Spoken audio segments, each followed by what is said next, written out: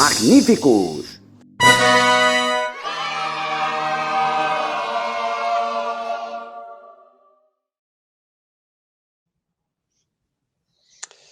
Buenas tardes, buenas noches, hola a todos. Bienvenidos otra vez a nuestra serie de charlas, que como ya hemos hablado algunas veces, estamos aquí pues simplemente para debatir, para charlar, para opinar, para intercambiar opiniones sobre desarrollo software, que es en lo que nos entretenemos día a día en los diferentes trabajos. Hoy hemos querido hacer una cosa diferente porque ya lo sé, ya algunos de vosotros ya nos habéis manifestado que estáis un poquito cansaditos de Luis. Entonces, hoy Luis ha dicho que va a venir, que va a mirar, pero que va a estar calladito. Y entonces hemos decidido traer a unos maravillosos invitados que se han prestado a este juego. Y nuestro objetivo es, como ya hemos dicho siempre, intercambiar opiniones, charlar, contar cada uno lo que opina, porque, bueno, hay opiniones buenas y opiniones malas, pero seguro que aquí son solo matices. El primer invitado que tenemos hoy con nosotros es José Luis Ojos Negros. Le conocimos Luis y yo porque estuvimos dando una formación hace ya mucho tiempo en Ericsson, que tiene un centro de desarrollo aquí en España, en Madrid concretamente. Y bueno, no estaba planeado, no me quería meter con ellos, pero claro, ayer eran todos telecos y claro, tenían que programar. Y claro, nos llamaron a los informáticos porque algo había que hacer. A mí me parece muy bien que los telecos aprendan ondas, pero si aprenden ondas no están aprendiendo de otras cosas de desarrollo software. Entonces, claro, si luego nunca tocan las ecuaciones de Maxwell, no ponen antenas y lo único que hacen es hacer código, pues tendrá que aprender de... Es coña, ¿vale? Esto es una coña de Luis, que siempre se mete con los telecos. Yo les tengo mucho cariño porque hacen cosas de las que no han aprendido y se defienden bien, José Luis se ríe. Nada, lo que decía, pasamos buenos ratos discutiendo, hablando, intercambiando opiniones sobre desarrollo de software en Ericsson y coincidimos con José Luis Ojos Negros, con José Manuel Almaza también en estos cursos, maravillosos ingenieros, y también está con nosotros Javi Vélez. A Javi Vélez no me lo he encontrado en un curso, me lo he encontrado en la comunidad de desarrolladores, la comunidad de fanáticos. Claro, un curso es una formación que se hace en el contexto de una empresa, pero a Javi Vélez me lo he encontrado fuera del trabajo, tomando cervezas un martes por la noche, un jueves por la noche, charlando de software, o bien en Codemotion, o bien en TechFest, o bien en la Comic Conf, en algún Sarao, en el Java Jug, etcétera, etcétera. También JavaScriptero y crítico de Java, sobre todo en la antigua época. Entonces, bueno, la idea de hoy, no me extiendo más, es que nos cuenten un poco su experiencia, un poco su perfil, dónde han estado, dónde están, qué hacen, y de alguna manera cuenten lo que opinan de esta propuesta que tiene Luis de los principios de diseño. Si es una propuesta que tiene sentido, que tiene valor, si están de acuerdo con ella, si tienen alguna duda sobre la misma, si tienen algún matiz, cambiarían algo, porque de lo que se trata en estas charlas es de que aprendamos o mejoremos nuestra capacidad de desarrollar software de calidad, ¿vale? O software que, como hemos dicho muchas veces, sea mantenible, porque al final una de las características de la calidad, la esencial bajo mi punto de vista, es que ese software se pueda entender precisamente para que luego se pueda mantener, ampliar, adaptar a las diferentes circunstancias. Entonces, no me enrollo más. Y si queréis, pasamos con José Luis y nos cuenta José Luis Ojos Negros, pues dónde estás, qué haces y cuál es tu trayectoria. Y pasamos la ronda, si queréis, de presentaciones y luego ya vamos directos a saco con la propuesta de Luis. Ok, pues nada, me llamo José Luis Ojos Negros, como ya os han comentado, y bueno, aparte de ser teleco, de esos telecos que tanto critica Luis a veces, y con razón a veces, digamos que he trabajado en un montón de sitios, en muchos sitios, digamos, lo más así grande ha sido en Ericsson, donde conocí a estos dos señores. Y en Red Hat, que he estado trabajando un par de años también, tema de software para Kubernetes y demás, interesante, todo lo del open source y demás. Curioso el entorno, lo del open source, ya te digo que es bastante curioso. Y poco más, así que he trabajado en proyectos generalmente siempre orientado a producto más que a proyecto. casi todo de larga duración. El sitio en el que más he estado ha sido 8 años en el mismo proyecto, que ya son años. Y en cuanto a líneas de código, pues no sé, decirte, cientos de miles, millones, o sea, grandes productos. La parte de Deep Packet Inspection era bastante gorda. Y ahí es donde el mantenimiento muerde de verdad, ¿verdad? Que no... Ahí es donde el mantenimiento te destruye, literalmente. Ahí es donde el mantenimiento te destruye, literalmente. Porque no vale con hacer software que funcione. Yo siempre he dicho que software que funcione lo hace mi gato si le tiro encima el teclado. Lo importante es hacer software con el que puedas sobrevivir durante 5 a 7 años, que es lo que lo tienes que mantener. Y no solo una versión, sino que vas generando versiones al ritmo de 2 al año. O sea, imagínate todas las que tienes, todas las pelotitas que tienes al mismo tiempo en el aire. Claro. Pues aquí es donde todo eso se vuelve súper importante, todo el tema de los principios de diseño que habéis comentado. Y Genial. nada, actualmente he vuelto a Ericsson, estoy trabajando como Solution Architect esta vez en un proyecto para una operadora americana y bien, no me puedo quejar.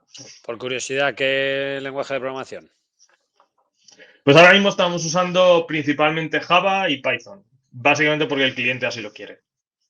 Porque parte del código se lo vamos a hacerle el trasvase a ellos. Sí, que luego le Entonces, van a mantener. Genial, con genial. lo cual, nosotros no hemos podido elegir. Pero vamos, yo principalmente, o donde tengo más experiencias en C++, eso ya lo sabéis vosotros, C++, he trabajado bastante en Java y ahora me está dando por Elixir y Rust. Sí, sí. Ahí queríamos hacer una línea, Luis y yo, de aprender Rust con nosotros, con un, con un acento ruso. Pero bueno, ya después de avanzar un poquito Sí, el código. sí, todo a su tiempo. Todo a su tiempo. Gracias, José Luis. Pues vamos a presentar a Javi Vélez, por cambiar un poco de tercio, el ecléctico Javi, que ha estado en la industria y en la academia. Y ya os digo, es un habitual de los saraos tecnológicos en la comunidad madrileña de desarrolladores. Así que cuéntanos, Javi, ¿dónde has Sí, estado? ¿Qué has señor. hecho? Para bien o para mal, yo no soy teleco, no sé, no tengo ni idea de antenas. Eso demuestra mi ignorancia en muchos perímetros, no sé si mi conocimiento en otros. ¿Qué te puedo contar yo? Pues llevo, yo que sé, más de 25 años vinculado al perímetro del diseño arquitectónico, alto y de gran empresa. Es verdad que vengo del mundo académico, pero bueno, es una cosa que me estoy quitando, ¿no?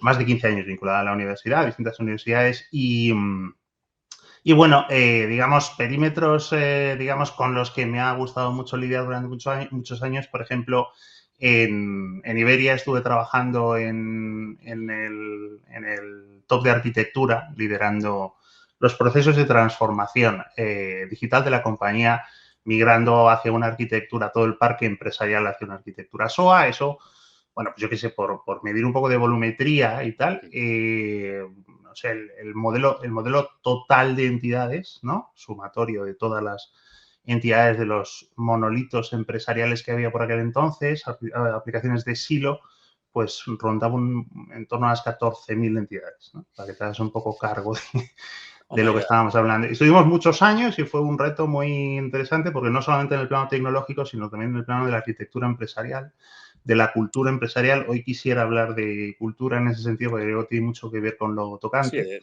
de hecho, sí, yo también lo creo. Claro. Y bueno, luego estuve trabajando en BBVA en distintos perímetros, ¿no? Por ejemplo, en la parte de innovación y desarrollo tecnológico, liderando el equipo de innovación y desarrollo tecnológico, trabajé mucho con componentes, con JavaScript, con el amado JavaScript. Y con tecnologías de la web de última generación, que también son una gran lección en estos perímetros que vamos a hablar hoy. Y luego, pues, el Agile en Base, porque esto era mucho de arquitectura, pues la analítica, el Customer Experience, la sensorización de canal, el decisioning, el Customer Centric. En fin, pues grandes experiencias acumuladas que a mí me han enriquecido personalmente y es una aventura que me gustó mucho recorrer y que creo que, en fin, que están mucho en lo tocante con lo que hablaremos hoy. Genial. Gracias, Javi. Pues si queréis, damos paso a José Luis, perdón, a José Manuel Almaza, también conocido de Ericsson, y ya empezamos con el lío que apetece. José Manuel, cuéntanos, ¿dónde estuviste, dónde Muy estás y buenas. cuál es tu lenguaje favorito? Pues yo llevo como 25, 26 años en la industria del software. Lenguaje favorito, lo sabéis, he estado muchísimos años programando en C++, en distintos proyectos, al principio en Windows, la mayoría de los últimos 20 años en entornos Linux. Y bueno, tamaño de los proyectos, pues te diría millones de líneas de código generalmente. Al igual que José Luis ha dicho antes, y bueno, con el que compartí años en Ericsson, orientado casi siempre a productos, no a proyectos. O sea, yo estaba trabajando en productos de larga vida, donde, pues como decíais, el mantenimiento se hace un dolor, donde si no sigues un poco unas reglas o no sigues unas líneas, eso no hay quien lo lleve para adelante. Y bueno, proyectos de todo tipo. Roles que he desarrollado, que he desempeñado, pues desde programador hasta team leader, hasta coordinador técnico, hasta arquitecto software. Es curioso porque los roles tampoco son tan diferentes, pero luego depende de la compañía, pues te ponen una chapa o te ponen otra. Sí, te pone Pero una a mí, etiquetita, sí. claro, pero a mí lo que siempre me ha gustado es estar muy cerca del código. No me gusta tanto la parte de management, me gusta bajarme al barro, pelearme con el código y bueno, y siempre con temas técnicos. Y los últimos años, ahora actualmente estoy trabajando en una compañía americana, trabajo 100% remoto, con compañeros de múltiples países.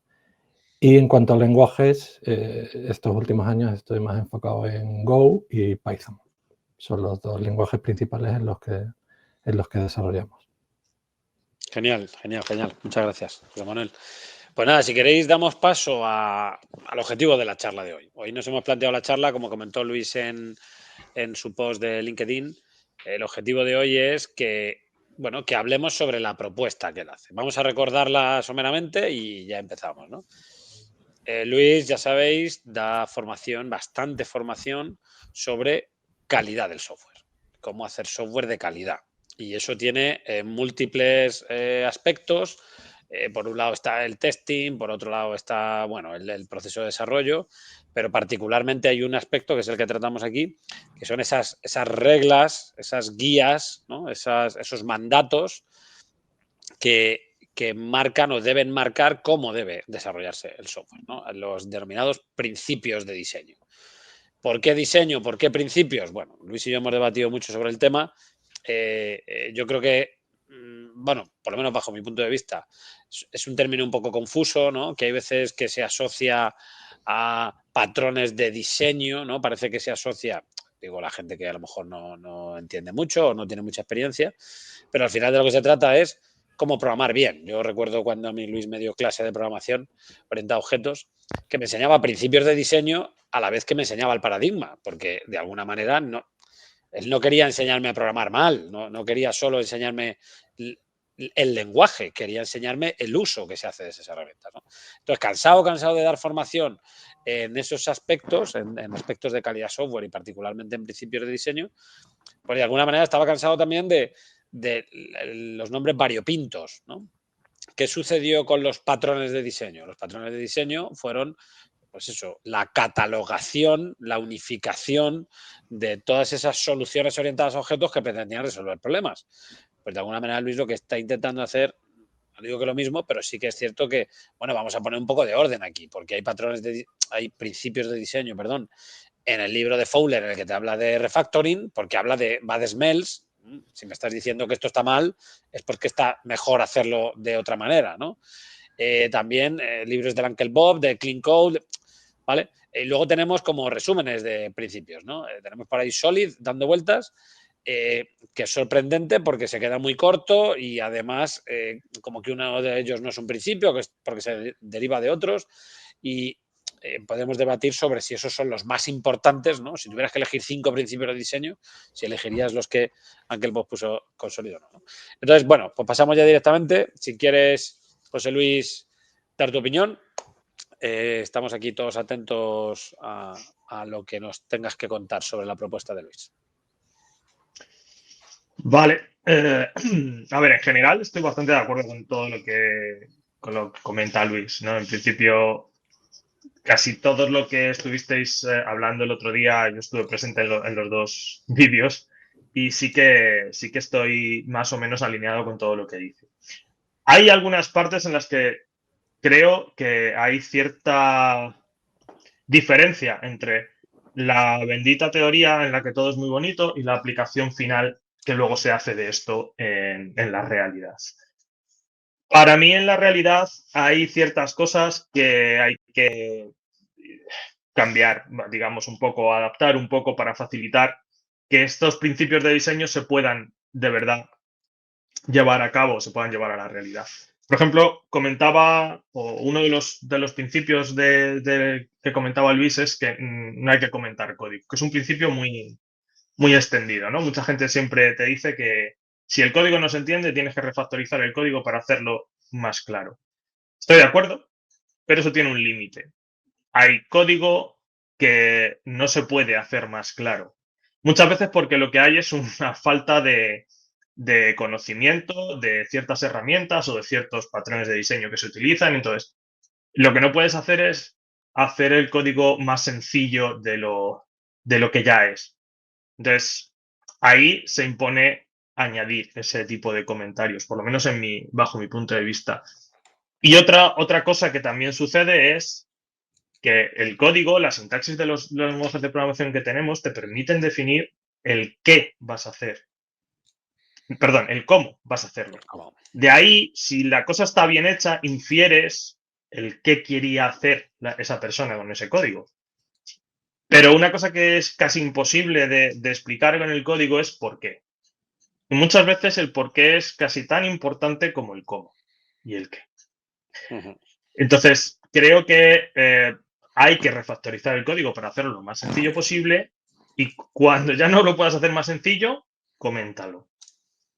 Entonces, bueno, ahí pues la legibilidad creo que aumenta. Sí que es cierto, lo único que sí que tienes que tener en cuenta es que los comentarios son código. Es decir, eso es otra cosa que es terrible. Es código de primera línea. Quiero decir, tiene que estar tan bien hecho como el código de verdad. No puedes dejar, o sea, hay comentarios que no solo no ayudan, sino que entorpecen. Típico comentario que hemos visto todos en algún sitio de asigno esta variable a 5. Y es como, ya, eso no me hace falta me lo digas, pues ya lo acabo de ver. La pregunta es ¿por qué a 5? ¿Qué tiene el 5? ¿Qué te ha llevado hasta ahí? Eso sí lo tienes que explicar. Pero bueno, ese tipo de detalles. Y otro tema, digamos, en el que creo que el otro día ya tuvimos una cierta conversación, aunque un poco desfasada en el tiempo, Sí, por ir... es el tema de los interfaces. Todo esto que estuvimos hablando en el último vídeo. La programación orientada a interfaces. Al final, incluso si, como estamos de acuerdo, no utilizamos interfaces explícitamente, porque hay algunos lenguajes que ni siquiera te permiten hacerlo, estamos de acuerdo en que tenemos que programar orientado a interfaces. O sea, si no entendí mal, lo que vosotros defendíais es que la interfaz pública de esa clase que implementa, que tienes la implementación única de tu clase que no tienes, esa interfaz pública tiene que ser lo suficientemente abstracta como para ser una interfaz, digamos, que luego pueda ser refactorizable. ¿Vale? Al final, la única diferencia es, lo estás haciendo de manera implícita en la vista pública de la clase o lo explicitas en una interfaz. Para mí la ventaja que tiene explicitarlo es que ya de por sí resulta complicado realizar abstracciones. Si estás pensando en que esta clase implementa esta tecnología en particular, abstraer un interfaz público ahí es más complicado que si lo haces en una cosa que es solo una interfaz. Aparte de todos los problemas que estábamos hablando el otro día de no tener la posibilidad de tener distintas vistas para distintos clientes o incluso los problemas que muchas veces suceden de la inicialización, configuración, construcción, que también es público. Y tu cliente no tiene por qué saber cómo te construyes, te configuras o, ¿sabes? Con lo cual, al final, el depender de esos interfaces te permite cierta versatilidad. No estoy diciendo con esto que haya que poner interfaces en todo absolutamente. Ahí es donde entra el criterio. Hay que tener un cierto criterio. Claro. Bueno, en principio esto estaba planeado para que tú hablaras 10 minutos. Lo que pasa es que yo creo que, bueno, estás interpelando a la conversación que tuvimos y yo creo que no merece la pena esperar a que acabes con 17 cosas y luego hablamos, ¿no? Claro, efectivamente has dado en la clave, ¿no? El criterio. Bueno, fundamentalmente lo que yo creo es que hay veces que sobrediseñamos. Quiero decir, y no es un problema sobrediseñar per se, es que cuando sobrediseñamos tenemos que manejar muchos más artefactos de código y esos artefactos de código nos cuesta gestionarlos, ¿vale? Es una cuestión de complejidad. De hecho, yo creo que tenemos, a ver cómo lo digo, limitaciones en los lenguajes de programación o limitaciones en los IDEs. Quiero decir, cuando no había la posibilidad de refactorizar en un IDE o en un editor, cuando no podíamos cambiar el nombre de una variable, pues joder, elegir el nombre de una variable adecuadamente era una cosa concienzuda, ¿no? Que tenías que hacer antes porque el coste de cambiar el nombre de una variable era jodido. En el momento que cambiar el nombre de una variable o cambiar el nombre de una clase es trivial en los IDEs actuales, en los editores actuales, pues bueno, puedes elegir un nombre tentativo y puedes ir adaptando ese nombre a medida que vas avanzando, porque hay veces que quitas responsabilidades o das responsabilidades. ¿Por qué digo esto? Porque con la programación con interfaces me pasa un poco lo mismo. Cuando yo programo con interfaces, corro el riesgo de añadir mucha complejidad porque tengo que estar gestionando más artefactos. Entonces, obviamente, en ciertos contextos tiene sentido lo que está, obviamente tiene sentido lo que estás diciendo, obviamente es una experiencia que tú tienes, pero el problema que tenemos es que los IDEs no nos ayudan a ir gestionando eso de una manera adecuada. Dicho de otra manera, tú acuerdas, seguro que, bueno, no sé si has trabajado con Java en aquella época, pero seguro que te suena porque lo hemos hablado, con un framework de inyección de dependencias, como por ejemplo el habitual en Spring y bueno, en C++ también hemos trabajado con Juice y algunos así. Claro, ¿dónde gestionas las dependencias? Si las gestionas en el propio código, es mucho más fácil de gestionar. Es decir, si pones anotaciones sobre el propio código, es mucho más fácil de gestionar la complejidad. Pero si la definición de las dependencias acaba estando en un fichero XML por ahí perdido en otro sitio, que no es compilable, que el compilador no sabe de él, que solo sabe de él el framework, cuando arrancan runtime, eso es un dolor y de hecho por eso Java Enterprise Edition y estos frameworks muy pesados cayeron en desuso. Entonces, efectivamente, estoy de acuerdo contigo conceptualmente, en que conceptualmente depender de una interfaz deja claramente identificado de qué aspectos de una entidad dependes y tal, pero hay que tener cuidado, por así decirlo, con la carga cognitiva y la carga de gestión de artefactos que lleva. Y la culpa posiblemente sea de que los IDEs o los lenguajes, porque depende, no nos ayuden en esa tarea. Porque si tuviéramos una riqueza mayor de visibilidad en los lenguajes, como por ejemplo hablamos en su día de la visibilidad privada de herencia que tiene C++, ¿no? Pues a lo mejor podríamos tener un control más fino, justo lo que estás diciendo, ¿no? Sin necesidad de tener la capa de abstracción previa, sino que a lo mejor si la visibilidad fuera accesible para creo que recordar que existen los friends, ya no sé si en C++, pero en C existían los friends, ¿no? Como decir, bueno, esta entidad puede acceder a mí, pero no quiere decir que sea público, ¿no? Entonces, no sé qué opinas, si estás de acuerdo también con lo que digo. Sí, a ver, esa parte también es cierta. Si tuviésemos mayor facilidad, bien en los lenguajes, bien en el framework, para tener una mayor flexibilidad, evidentemente el coste del cambio sería menor y por lo tanto, digamos, el peso de la decisión inicial es menor, con lo cual, lo que pasa es que tampoco conviene trivializar, porque hay una... Yo también me he encontrado con una cierta sensación de que la gente muchas veces trivializa la estructura que hay que darle al software porque total, como se puede cambiar. Total, como se puede cambiar, sí, hay muchas cosas que, como tú bien has dicho, se pueden cambiar fácilmente, el nombre de una variable, el nombre de una clase, pero hay otras ciertas cosas que no son tan sencillas de cambiar. En el momento en el que tú empiezas a cambiar una estructura, empiezas a cambiar un árbol de dependencias, empiezas a cambiar ciertas cosas, ya en un proyecto grande, en un proyecto en el que hay mucho código ya tirado, la cosa empieza a tener cierto cariz de... hay que tener más cuidado. Sobre todo Y yo te entiendo cuando dices, no, es que el refactoring es una herramienta muy útil. Y lo es, efectivamente. El problema es que para poder hacer un refactor con cierta solvencia, necesitas unas condiciones, necesitas una buena base de test, necesitas una cobertura adecuada, necesitas que no siempre se dan en la vida real. Correcto. Entonces, bueno, pero sí, estoy completamente de acuerdo. O sea, al final lo que te decía, tú al final, cuando tú defines la interfaz pública de esa clase, si no utilizas interfaces y vas a utilizar solamente la clase de implementación única que tú tienes, al final la interfaz pública que tú vas a definir en esa clase no deja de ser el interfaz que tú quieres, si lo haces bien. Solo que en lugar de ponerlo explícitamente separado en otro fichero, porque ese lenguaje en particular te lo permite, porque hay otros que no te lo permiten, lo haces simplemente en esa clase.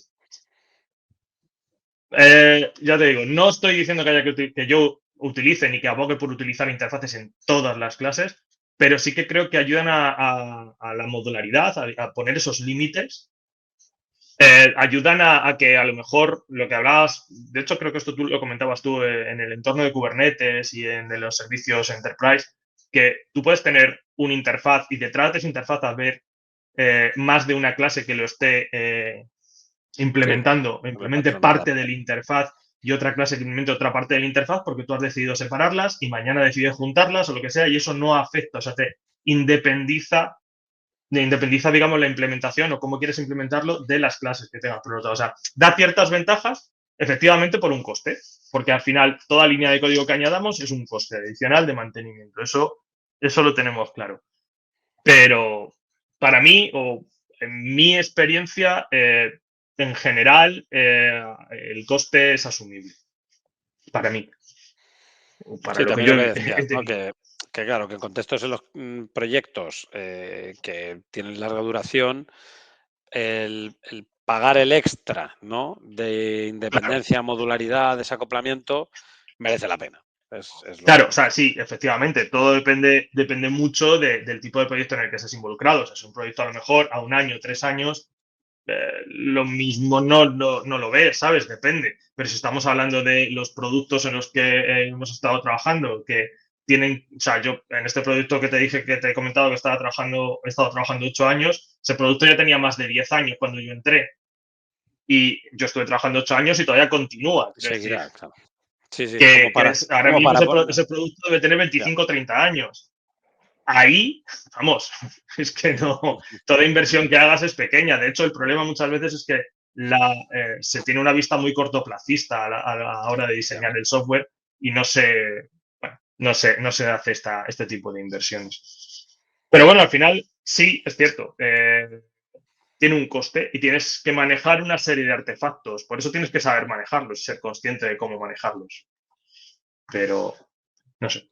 Te Es entiendo. mi opinión. Yo supongo Sí, que sí, habrá no, otra por gente supuesto, que por tenga supuesto. otro tipo de. También depende mucho del tipo de productos o de proyectos en los que hayas trabajado y la suerte que hayas tenido. Es decir, yo a lo mejor es que he tenido muy mala suerte.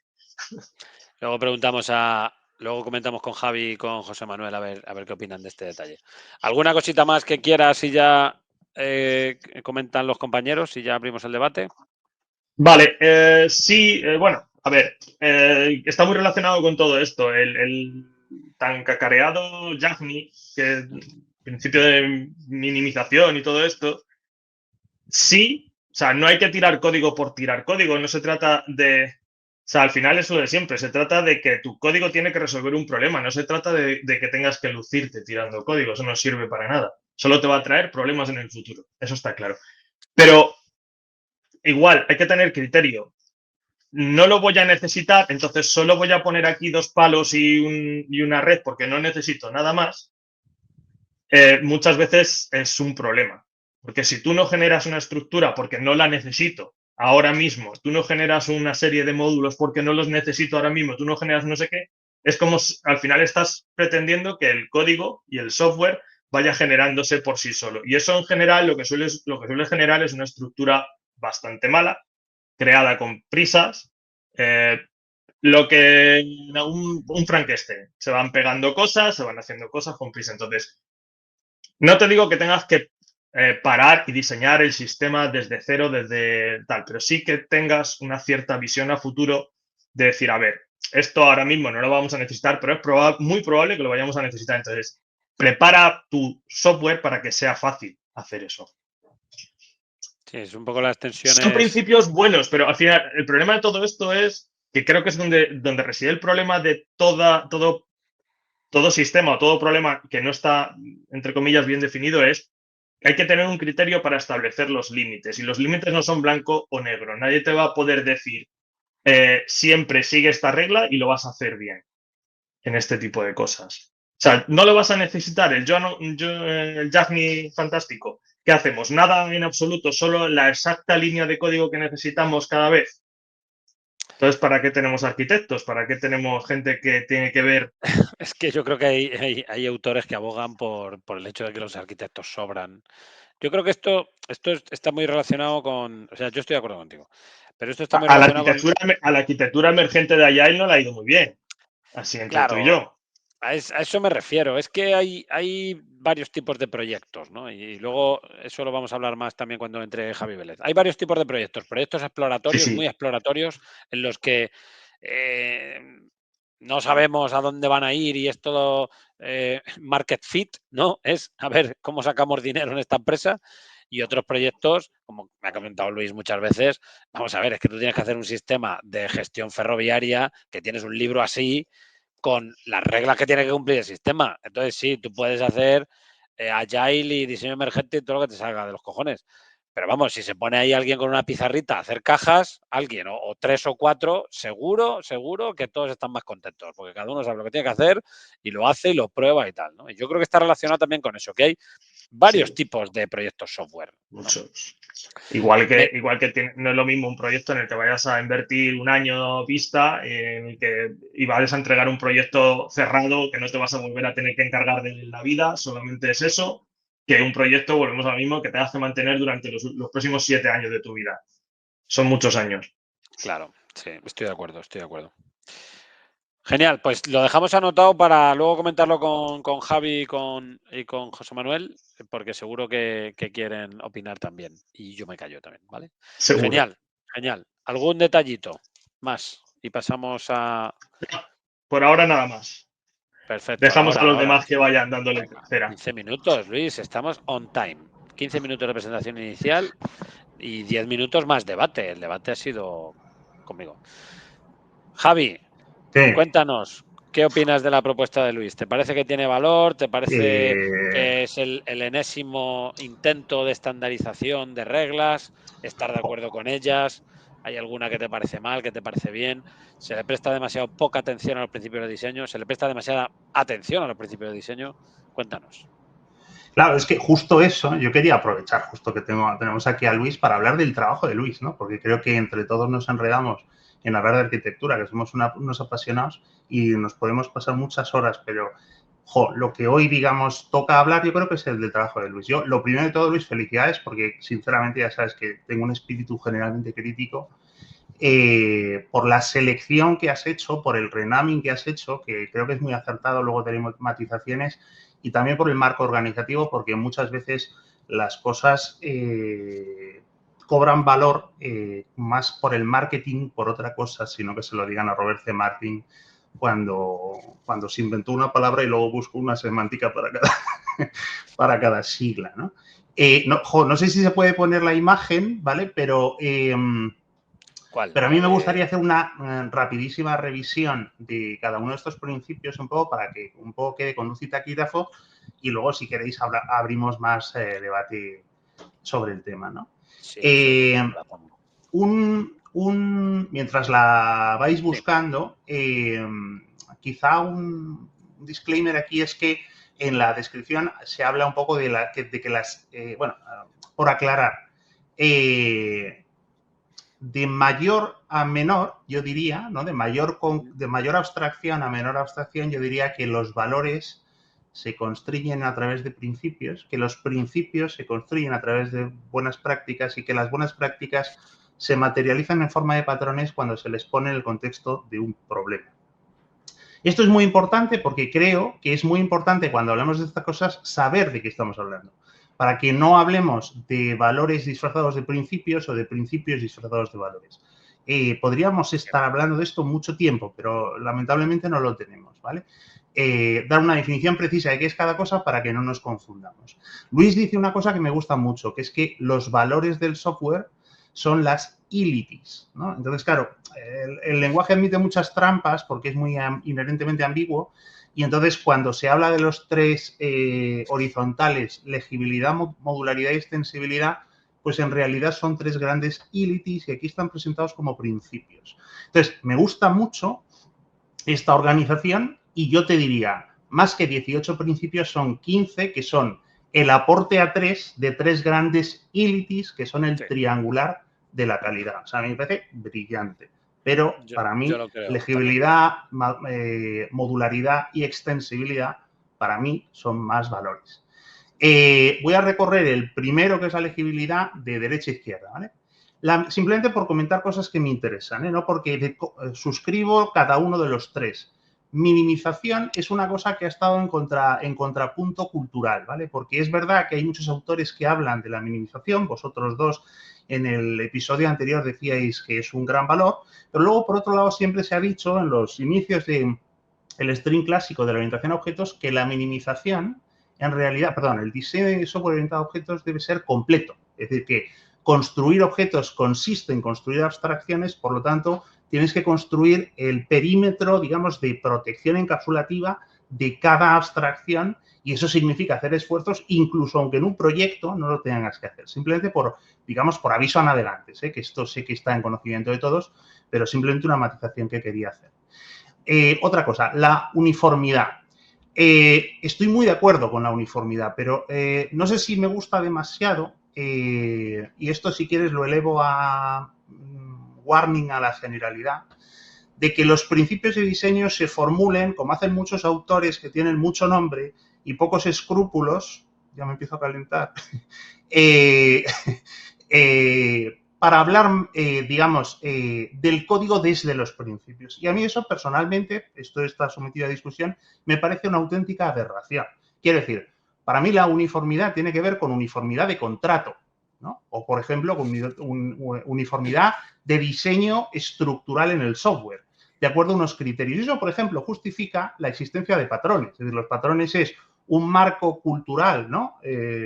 Culturalmente establecido, que nos permite que todo el software estructuralmente sea mimético al enfrentarse a arquetipos de patrones, ¿no? Entonces, para mí, uniformidad tiene más que ver con eso que con las estulticias esas que se dicen del código, de que todos los nombres tienen que ser iguales y tal, que también, pero que me parece una forma excepcional de desaprovechar un principio para decir lo que verdaderamente es, porque sobre todo diseñar es hacer, digamos, prescripción coercitiva de corte estructural y de comportamiento dinámico, más que el código. Y esto, ya digo, lo elevo a la genialidad. Y luego la unicidad, por ejemplo, también la compro en general, pero es verdad que desde el punto de vista cultural hay, digamos, perímetros donde se cumple mucho y perímetros donde no se debe cumplir tanto. Y de hecho, esto conduce a una controversia, digamos, de patrones que entran, principios que entran mutuamente en contradicción. Por ejemplo, en SOA, en el SOA que Thomas Earle evangelizó y que Martin Fowler nunca entendió,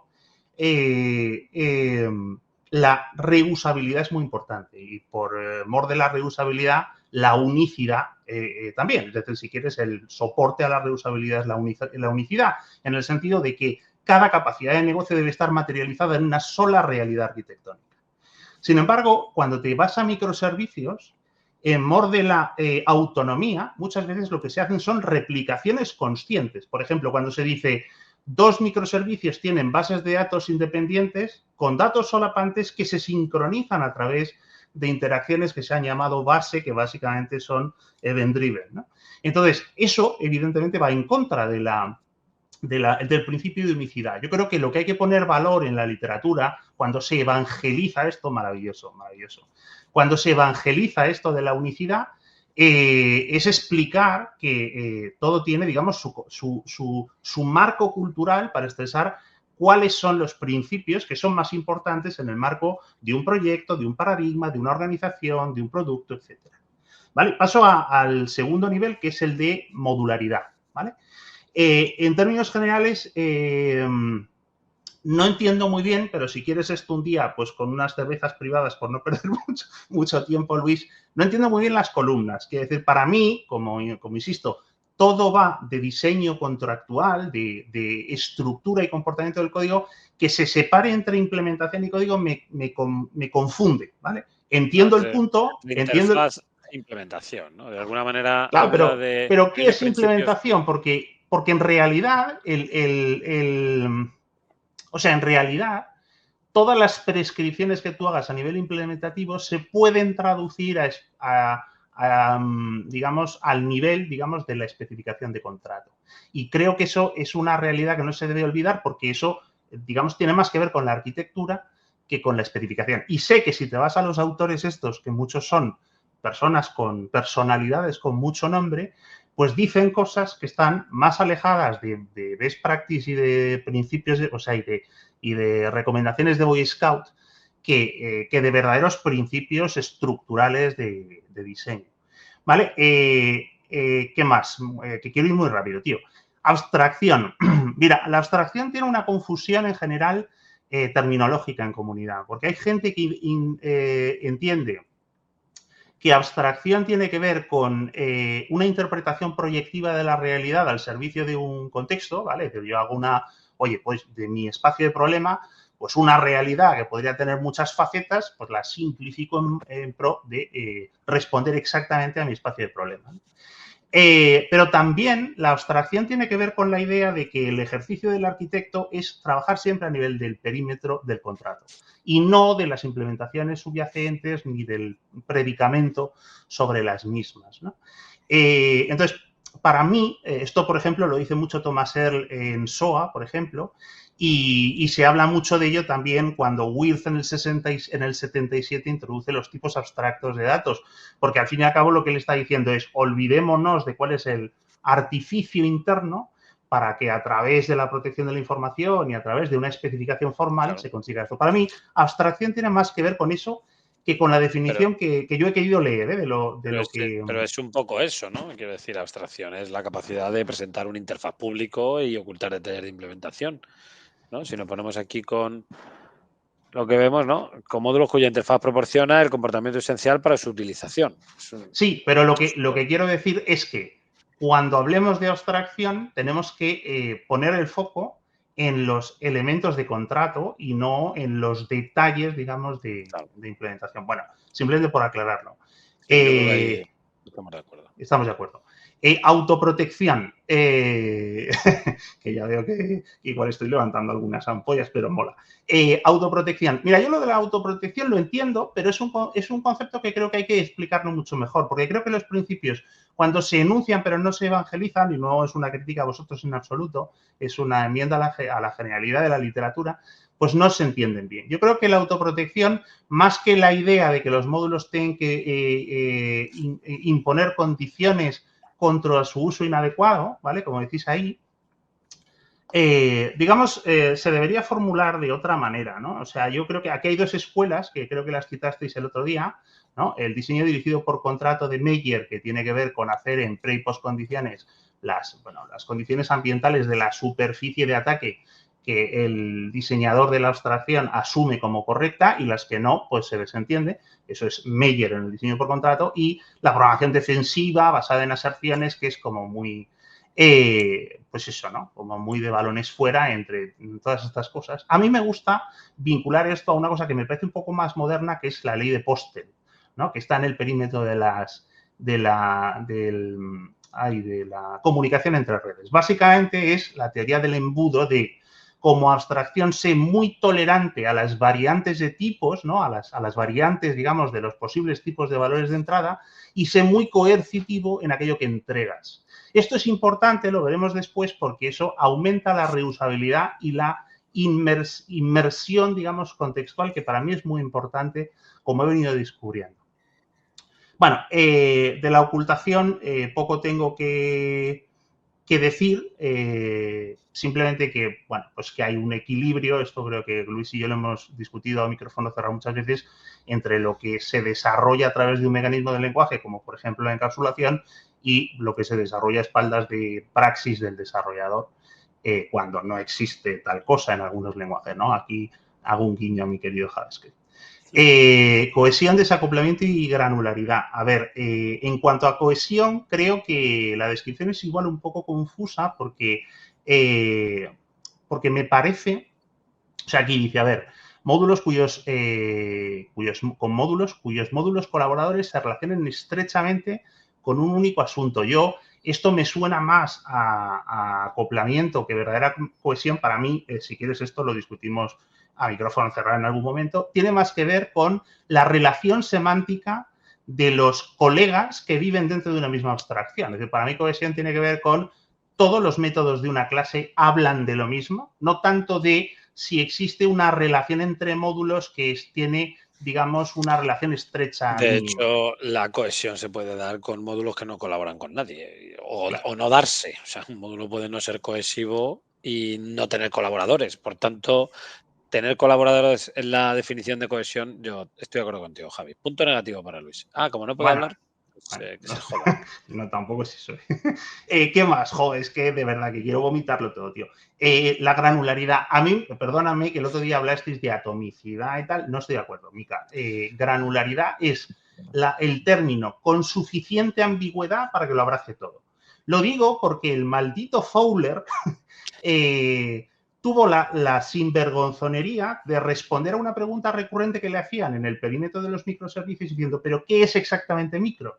Y él se la despachó en un artículo diciendo que es lo que hace un equipo que come 2 pizzas. Entonces, claro, un individuo que es capaz de poner eso en un artículo, para mí ya se pone detrás de la coma, ¿eh? O sea, perdonadme. O sea, que dice, a Fowler hay que hacerle muchas loas, pero cuando dice idioteces, que las dice, y no solamente una, pues también hay que señalárselo. O sea, yo creo que la granularidad, tío, tiene que ver con compromisos de fragmentación, tiene que ver con diseño de responsabilidades estratégico, tiene que ver con barreras de mínimo acoplamiento, tiene que ver, muy importante, claro, con el trade-off entre productividad y reusabilidad. Pero ¿no? todas esas están ya reflejadas en otras. Entonces, al final, o sea, sí, aquí yo hacía la crítica el otro día a Luis en que granularidad no es un principio que quede claro cómo seguir.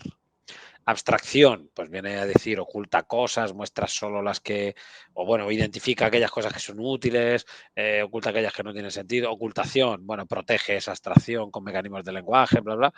Desacoplamiento, desacóplate de los demás, o ten las relaciones justas, como para que los colaboradores puedan cambiar en un momento y te impacte lo menos posible, bla, bla. Bueno, pero es que granularidad, claro, tal y como está descrito, la palabra no lo refleja, porque dice con módulos de tamaño reducido en todas sus características. Entonces, si quiere decir eso, granularidad no es la palabra, porque mira, hay granularidad gruesa o pequeña. Miga, pero por darte una respuesta a todo esto, sí, es que yo no estoy de acuerdo en que ese sea el relato de los principios. Los principios, creo que José Luis ha dicho algo al principio también, que no estoy de acuerdo en este punto, los principios no van de cómo, lo siento, pero esos son best practice y esos son patrones en el marco de problemas. Los principios lo que dan son directrices de actuación, es decir, te dicen con qué tienes que tener cuidado, qué tienes que vigilar, cuál es un vector de empuje de tu arquitectura, qué es lo que tienes que revisar y mirar. En ese sentido, en ese sentido, Mica, decir, preocúpate de tu granularidad, sea lo que esto signifique en el marco de tu cultura, tu organización, tu empresa, tu producto, tu arquitectura, tu paradigma, creo que es muy, muy útil. Aquí no se debe decir cómo se hace granularidad. Y sé que muchos autores confunden el qué con el cómo, ¿vale? Luego, si quieres, ahondamos en todo eso, pero para mí cometen ese gran error. Por ejemplo, Liskov, si se interpreta como un principio de extensibilidad, porque lo que se debería decir, principio de extensibilidad, preocúpate de que tu código sea extensible, pero no digas que esa extensibilidad se hace por la vía de la sustitución, porque entonces te ubicas en el plano de las buenas prácticas o incluso de los patrones. Que decir que al fin y al cabo lo que estás diciendo es en el marco de una herencia de polimorfismo puede sustituir un subtipo por su tipo o algo así, ¿no? Entonces, Sí, bueno, sí. evidentemente eso es un cómo, eso no es un principio. Ahora, si tú generalizas y dices, no, oye, el principio de Liskov se debe reformular, por eso me encanta el trabajo que ha hecho Luis, que no tiene pudor en decir Liskov a su sitio y vamos a hablar del principio de extensión, ¿vale? Porque lo que hay que hacer es preocuparte de cómo, en el marco de tu arquitectura, pero fíjate, te preocupas de la extensión. Sí, pero fíjate que habla de tienes que hacer tu software extensible, ok, ¿vale? Tienes que tener cuidado con la abstracción, es una manera de decir, tienes que hacer que tus módulos presenten una abstracción de uso y acompañado del de ocultación, oculten los detalles que no son relevantes, ¿vale? Pero el de granularidad es el único que no marca un camino. O sea, yo, por ejemplo, en el marco de los microservicios, la granularidad es muy importante. Tú tienes que poner islotes que vienen vinculados con bounding context buscando las fronteras de mínimo acoplamiento. Que sí, que eso tiene que ver con el principio de desacoplamiento. Pero claro, eso también predica sobre la granularidad. Que además ha sido un gran concern por parte de la comunidad, que la gente no sabía qué significaba micro. Claro, por eso digo, a ver, esto es una cuestión más formal de qué son principios y qué son buenas prácticas, ¿vale? Y es una cuestión también de, una vez lo comentaba yo con Luis, muchas veces cuando se ha hablado de principios de diseño, hablaba de maximizar la cohesión y minimizar el acoplamiento. Y yo decía, joder, vamos a poner todos los principios en el mismo sentido, que haya que maximizarlo todo, porque si no es un lío, o sea, estamos liando a la gente. Unas cosas se maximizan y las otras se minimizan. Joder, pues vamos a elegir palabras que nos ayuden a que todas sean maximizar. Por eso pone desacoplamiento y no pone acoplamiento, porque vamos a intentar maximizar. Pero claro, con granularidad no sabes lo que hay que hacer. Claro, tú dices, piensa en ello. Claro, a mí me recuerda, espera Luis, no sé si os ha pasado que cuando sales de un túnel con el coche hay una señal que te pone unas luces de corto alcance y te pone una interrogación, ¿vale? Entonces, es la única señal que no te dice nada, que te dice piensa. Porque todas las demás te dice para, ceda el paso, aquí hay coches, aquí no. Y es la única señal que te dice, oye, lo de las luces, ¿qué tal? ¿No? Pues granularidad es el único principio de todos los que tiene Luis que te dice. Yo no soy mucho de conducir, Mica, pero en realidad esa señal lo que significa es acuérdate de quitar las luces que salen del túnel. No, pero bueno, porque puede ser de noche, no te puede decir acuérdate de quitar las luces, te dice piensa sobre las luces. Y aquí en granularidad pasa lo mismo, o de alguna manera es lo que debatíamos el otro día que tú estás diciendo, o sea, de hecho aquí tú estás de acuerdo con llamarlo granularidad y yo soy el que digo, es que es la que más me rechina porque es la que te guía menos, ¿no? Sí. A ver, yo tampoco me quiero enzarzar en esto, yo creo que aquí doy mi opinión un poco, como estamos a modo expositivo. Mira, jerarquía, dominio y tecnología, cool a todo, con nombres. O sea, yo lo único de la terminología. Para mí, jerarquía tiene una connotación de parentofilialidad o de relación, digamos, no sé cómo lo apunté, sí, de niveles de relevancia y autoridad, ¿vale? Entonces, a mí no me gusta el nombre de jerarquía. Entiendo lo que dices, porque es un poco la relación jerárquica entre módulos, pero a mí me gustaría más si en el libro que escribas pones colaboración, que creo que es un término más abierto, ¿vale? Y dice, oye, pues los módulos colaboran entre sí. Porque sobre todo en orientación a objetos, el desarrollo arquitectónico se realiza en el plano horizontal, no en el plano, digamos, tanto jerárquico. O sea, yo creo que es confuso en ese sentido. Entiendo lo que has querido decir, Luis, pero creo que es confuso el término. Es decir, que un lector, digamos, desde fuera lo puede llegar a confundir. No tengo claro que la palabra colaboración refleje lo que Luis quiere reflejar. Porque creo que jerarquía está relacionada también con el evitar ciclos y cosas así. Y colaboración no refleja eso, porque tú en principio, yo que sé, en un grupo de amigos puede haber ciclos. Tú uno es tu colega por una cosa, pero él es colega del otro por otra cosa y luego tú eres colega del otro. O sea, creo que Luis ahí lo que habla es de la identificación de elementos más reutilizables que son reutilizables por otros y a su vez por otros, de manera que el software sea más testeable, tal. Que a lo mejor podría llamarse acíclico. Ojo, que no te estoy diciendo que jerarquía sea el mejor nombre, pero colaboración a lo mejor no es tampoco el mejor. Y acíclico porque es un principio que de alguna manera fomenta la mantenibilidad del software, que sean acíclicas las colaboraciones. No, más o menos, Bueno, creo. O sea, lo había entendido, pues sobre todo porque lo pone, ¿no? Grafo dirigido a cíclico. Pero digo que puede ser confuso, que si un principio requiere que se lo expliques, pues probablemente hay que revisitarlo terminológicamente, que es lo que voy a la tercera columna.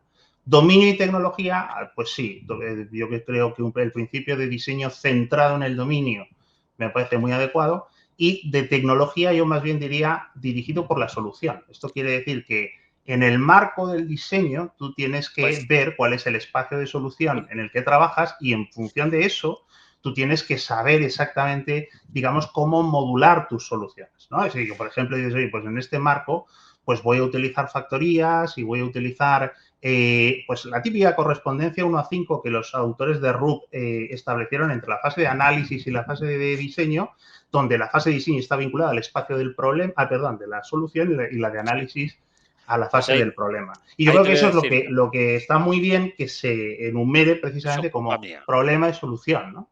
O dominio y solución. Luis, fíjate que propuso dominio, yo le dije negocio. Porque a mí me pasa lo mismo que con diseño. Diseño es una palabra que a mí no me evoca calidad. O sea, una revista de diseño es una revista más estética, tal. Un coche de diseño es otra cosa. Entonces yo tengo un problema con las palabras. Que las palabras se utilizan para unas cosas, pero a mí no me evocan esos significados en ciertos contextos. Y a mí dominio, fíjate que hablabas tú de jerarquía, ¿no? Pues dominio a mí me suena a otra cosa y todos sabemos a los que suena dominio. Y negocio me parece mucho más claro. Negocio, o sea, los autores hace 25 o 30, bueno, ya que estamos muy viejos. Claro, ya. Los autores de RUP en el año 90 hablaban de espacio del problema y espacio de la solución. No sé si hay que respetarles, pero ese es el nombre que, digamos, es que problema, en la comunidad se entiende. Claro, pero problema, tampoco es que tenga por qué ser un problema. O sea, quiero decir, la palabra problema a mí me evoca también otras cosas diferentes a lo que me evoca la palabra negocio. Negocio, reglas de negocio, ¿no? Las reglas con las que se rige el objetivo. Porque si hablas de problema, parece que el software es solo que pretende solucionar un problema. Y hay veces que no es que pretenda solucionar un problema. Hay veces que el software lo que pretende es modelar la realidad que nos rodea. Quiero decir, a mí no me gusta, pero yo te entiendo. ¿Vale? Pero es una cosa muy personal. Aquí es Luis el que tendrá que decidir. Desde luego dominio, que también lo entiendo, que se utiliza la palabra dominio para referirse a problema y para referirse a negocio. Pero como palabra me parece más fea, dominio. O sea, no sé, yo en ese sentido, tío, respeto a mis mayores, problema y solución, o si quieres, respetando a Eric Evans, que yo sé que no le gusta mucho a Luis, dominio y solución. Oye, ponme el Excel, tío, ya te termino y me callo. De la extensibilidad. A mí esto me gusta, ¿vale? Porque creo que es el otro vértice, esto es excepcional, el trabajo que has hecho, tío, organizativo, Luis. Te diría que no sé si todos son principios. O sea, todo lo que hay es necesario, no sé si hay cosas que faltan, pero desde luego hay cosas que están igual formuladas más como prácticas que como principios. Por ejemplo, el principio de generalización y especialización, bueno, para que no se me escape nada, es que, bueno, pues sí, no hay nada que decir. Quiero decir, cuando tú, digamos, modulas el cambio de una clase, haces mantenimiento correctivo, evolutivo, el que sea, pues o bien haces prácticas de generalización siguiendo el vector de empuje del principio de generalización o el de especialización. Para mí la sustitución, que es un poco el que quiero poner estrés, antes hablábamos de Liskov, es una forma de hacer extensibilidad. Lo digo, yo sé que vosotros no sois JavaScripters ni nada, pero lo digo porque hay otras técnicas más cercanas a la programación funcional, al propio JavaScript. Pero eso lo hablábamos el otro día, Javi. Yo creo que Luis en la cabeza tiene, y yo estoy de acuerdo con él, hablar de sustitución no tanto como una clase por otra, sino tener diferentes implementaciones susceptibles de ser usadas a través de un protocolo. No, es que eso es lo que te estoy negando. O sea, yo digo, déjame que desarrolle la idea. Yo lo que digo es que una forma de hacer sustitución de hacer extensibilidad es en el plano arquitectónico. Tienes distintos artefactos que son mutuamente intercambiables entre sí.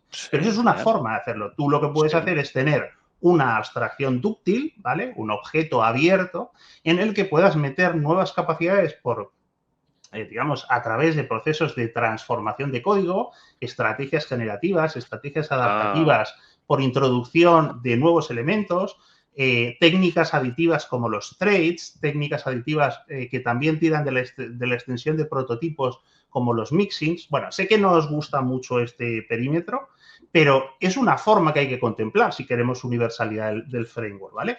Yo creo que es muy importante que entendamos que esto está perfecto, pero si en lugar de decir sustitución decimos, bueno, no sé cómo nomenclaturizaríamos este último principio, pero desde luego cuando toque, digamos, hacer la revisión del código, la revisión del libro, pues lo que hay que decir es, oye, pues una forma de hacerlo, pues es por sustitución, especialmente en aquellos paradigmas o modelos arquitectónicos basados en abstracciones, en asociaciones modulares, en orientación a objetos, orientación a componentes, etcétera, etcétera. Pero hay otras praxis, ¿no? Entonces, por eso creo que esto es más, o eso, si quieres, confuso, porque conduce un poco a una práctica que a un Pero esas praxis de las que tú hablas son más controvertidas. ¿No? Sí, pero precisamente por eso. Quiero decirte que es que yo lo que pretendo es elidir de aquí, ¿no? Extraer de aquí toda esa controversia de cuál es la práctica, porque depende mucho de la cultura, de la organización, del producto, del paradigma, del estilo. Entonces, prefiero que aquí se hable en términos abstractos de principio de, no sé cómo llamarle, de extensión, no sé. Preocúpate de que tu código sea potencialmente extensible en todo momento. Y ahora, si hiciéramos una literatura, digamos, de cómo esto se puede desarrollar por paradigma, que a mí me resultaría apasionante, eso, y mira, en programación procedimental, no sé cómo le llama Luis, que le pone un nombre muy atractivo, de procesos, ¿no? En la programación estructurada imperativa de toda la vida, eso se hace así. Son estos los mecanismos y, por tanto, las praxis habituales son estas. Esas son las best practices. En orientación a objetos, que es el abanderado de la extensión, pues tenemos a la gran Bárbara Liskov. En otros perímetros, como por ejemplo la orientación a componentes o las arquitecturas de componentes web, a lo mejor eso se articula de otra forma. No lo sé. Yo creo que eso sí que es cierto que hemos hablado de diferentes aspectos, ¿vale? Algunos más de forma de los principios. Has dicho, bueno, a lo mejor los principios padres no deberían ser principios, habría que etiquetarles de otra manera porque no son 18, sino que son como de más alto nivel. Yo ahí estoy de alguna manera de acuerdo contigo, me rechina un poco que uno sea padre de los demás y que se siga llamando principio, ¿vale? Hay otros como la granularidad, que es uno de los pocos que no te guía hacia dónde tienes que ir, ¿vale? Pero sí que es cierto que este de sustitución yo creo que está más relacionado con la historia, ¿no? De dónde vienen a lo mejor los principios y está muy, muy marcado a la orientación a objetos, como hemos visto en el comentario. Y para mí eso es un problema. O sea, para mí el término es un problema porque creo que un principio universal, si pretende ser universal, no puede estar vinculado de allá donde se originó. Eso es mi opinión. Bueno, pero que yo que sé, que insisto, que esto es la exposición, Mica, me parece. Está muy bien. Es que me faltan dos ideas. Yo sí, solo, Luis, venga. 15 segundos, dos ideas. Me llama la atención que no aparezca reusabilidad como principio, ¿vale? No sé si luego tengo, bueno, sensaciones encontradas de que tu reduccionismo epistemológico igual te hace subsumir la reusabilidad a través del resto de principios. Y también yo creo una que cosa está relacionado en el de unicidad. Sí, pero, o sea, esto es un poco el contrapunto que tenemos Luis y yo, que es si necesitas dar explicaciones evangelizadoras de aquello que no se entiende explícitamente en el marco, pues el marco corre el riesgo de ser misunderstanding. O sea, que eso es un problema, digamos, del reduccionismo epistemológico de Luis, que es muy loable, pero, bueno, que no me quiero enredar. Y luego la otra cosa, estoy de acuerdo contigo. Sí. Mica, la otra cosa, la contextualización. En el perímetro, por ejemplo, de los componentes web, y esto ya acabo, el hecho de que un componente se pueda sumergir en distintos contextos, en distintas geografías DOM, para que pueda descubrir automáticamente, de forma dinámica, los elementos de la vecindad para conectarse compositivamente y empezar a arrancar, es algo que solo se permite cuando, digamos, o es un vector más, si quieres, de preocupación selectiva, de que en algunas arquitecturas es muy importante que tu arquitectura sea adaptable al contexto o, si quieres, pues eso, contextualizable, ¿no? De forma dinámica. Esto tiene que ver con Postel también. Es decir, tú no tienes que ser muy coercitivo, va un poco a la contra de lo que se dice del principio de autoprotección, sino que tienes que ser aperturista a los perímetros de la vecindad. Ya he terminado, perdonadme. Pues Luis luego habla contigo, ¿vale? Porque tiene opiniones y está ahora calladito. Pero sí que es cierto que la reutilización, pues sí, es un principio que hay que abogar por ella. Yo creo que es muy interesante y ahí has dado un aspecto muy interesante que habrá que discutir con Luis. Y sobre estos otros aspectos yo creo que también está relacionado con, claro, con los lenguajes que habitualmente utilizamos para desarrollar software, y sí que es cierto que has hecho tú una crítica al principio y has dicho que, bueno, a lo mejor muchos los explicamos como qué ocurre al código y tú me dices, no, hay que huir de eso porque eso lo podemos llamar buena práctica, pero si hablamos de principios no tenemos que focalizarnos en lo que le ocurre al código, ¿no? Tenemos que subir un poco más el nivel de abstracción. Entonces, a lo mejor hay que trabajar más en la búsqueda de ejemplos o de explicaciones que estén como a diferentes niveles, que es un poco lo que justifica Luis, ¿no? Que son principios universales que se aplican tanto a nivel arquitectónico como también a nivel de implementación. Por eso, por ejemplo, granularidad, desacoplamiento y cohesión se aplica a microservicios, a clases, pero también a funciones, a métodos dentro de una clase, ¿no? Pero sí que es cierto que a lo mejor hay que hacer un trabajo de ir desarrollando punto por punto estos. A lo mejor nos damos cuenta que algunos son más multinivel y otros sí que se han hecho más pensando en un nivel y a lo mejor hay que trabajarlos más y a lo mejor eso hace cambiar el nombre. Muchas gracias, Javi. Pasamos rápido a José Manuel porque está aquí el pobre escuchando y no mete baza y seguro que tiene muchas cosas que decir. José Manuel, ¿qué opinas de la propuesta de Luis? ¿Te gusta, no te gusta? De la propuesta de Luis. Y luego hablamos un poco de la de Javi Vale. Vélez y también de Ojos Negros y hacemos un poco Vale. de debate. Y ya que hable Perfecto. Luis, porque estoy aquí de escudero, de Sí. Sancho Panza, y Luis, Bueno, es suyo esto, que haga lo que quiera él con ello. Yo me he quedado aquí un poco como en las tandas de penalti, que hay veces que el último ya no tira el penalti porque ya no da tiempo, porque ya está claro el resultado. Sí, tiempo da, que nos queda media horita todavía. Tú no te preocupes, que tiempo tenemos. Yo, cuando cayó esto en mis manos, a través de Luis, me gusta mucho. O sea, es una idea que me gusta mucho. Creo que son cosas que son necesarias en el desarrollo de software, en el trabajo con grandes proyectos. Esa es la parte buena, me encanta. Estoy prácticamente de acuerdo con todos los principios que enumeras y demás. Ahora voy con la parte no tan buena, con la que quizás yo cambiaría o mejoraría, y me lo voy a llevar un poco a mi terreno. A mi terreno me refiero al terreno práctico, al del día al día, al del día a día, al de un trabajo diario, al de una empresa, al de un equipo. Porque tengo la impresión de que todo queda como en un nivel como muy académico, muy teórico. En cierto modo también la charla nos está quedando un poco académica. Entonces, os lo digo, yo veo dos grandes bloques. El primer bloque que me encanta, que es como una introducción, que es el diseño software. Ahí haces una serie de preguntas, que me encantan esas preguntas para ir desgranando qué es lo que es.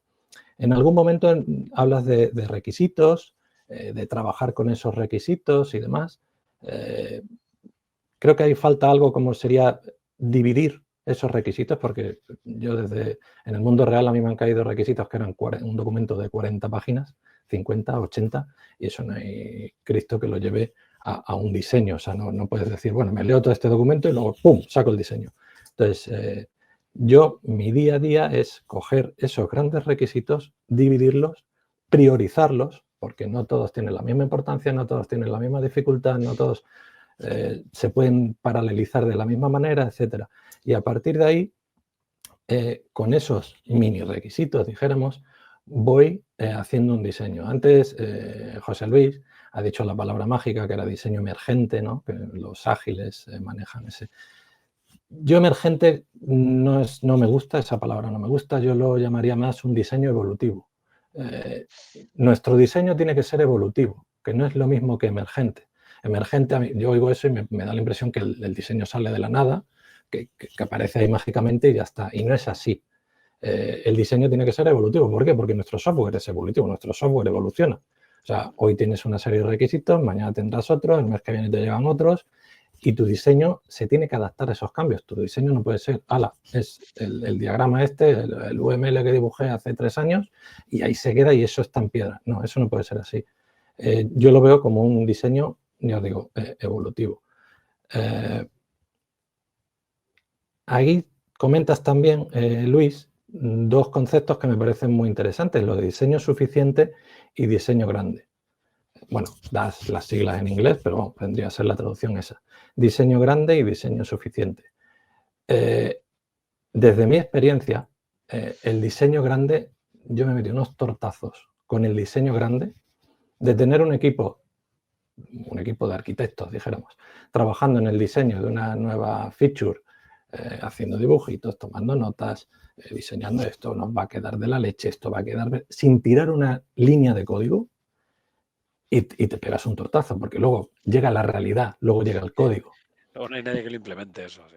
Claro, entonces... O no tiene un mínimo rendimiento. O cuando te quieres poner, te encuentras problemas que no habías pensado porque no habías aterrizado ese diseño, que es algo que hay que hacer, aterrizar el diseño. Entonces yo soy más partidario del otro, del diseño suficiente, de partir de una serie de requisitos, que bueno, eso cuando hablamos de un proyecto que inicias, un greenfield, dijéramos, o sea, cuando inicias un proyecto, pero normalmente el 90% no trabajamos en eso, el 90% estamos ya en un proyecto que ya existe y tienes que ir añadiendo features sobre la marcha y es un dolor, como decíamos antes en la introducción.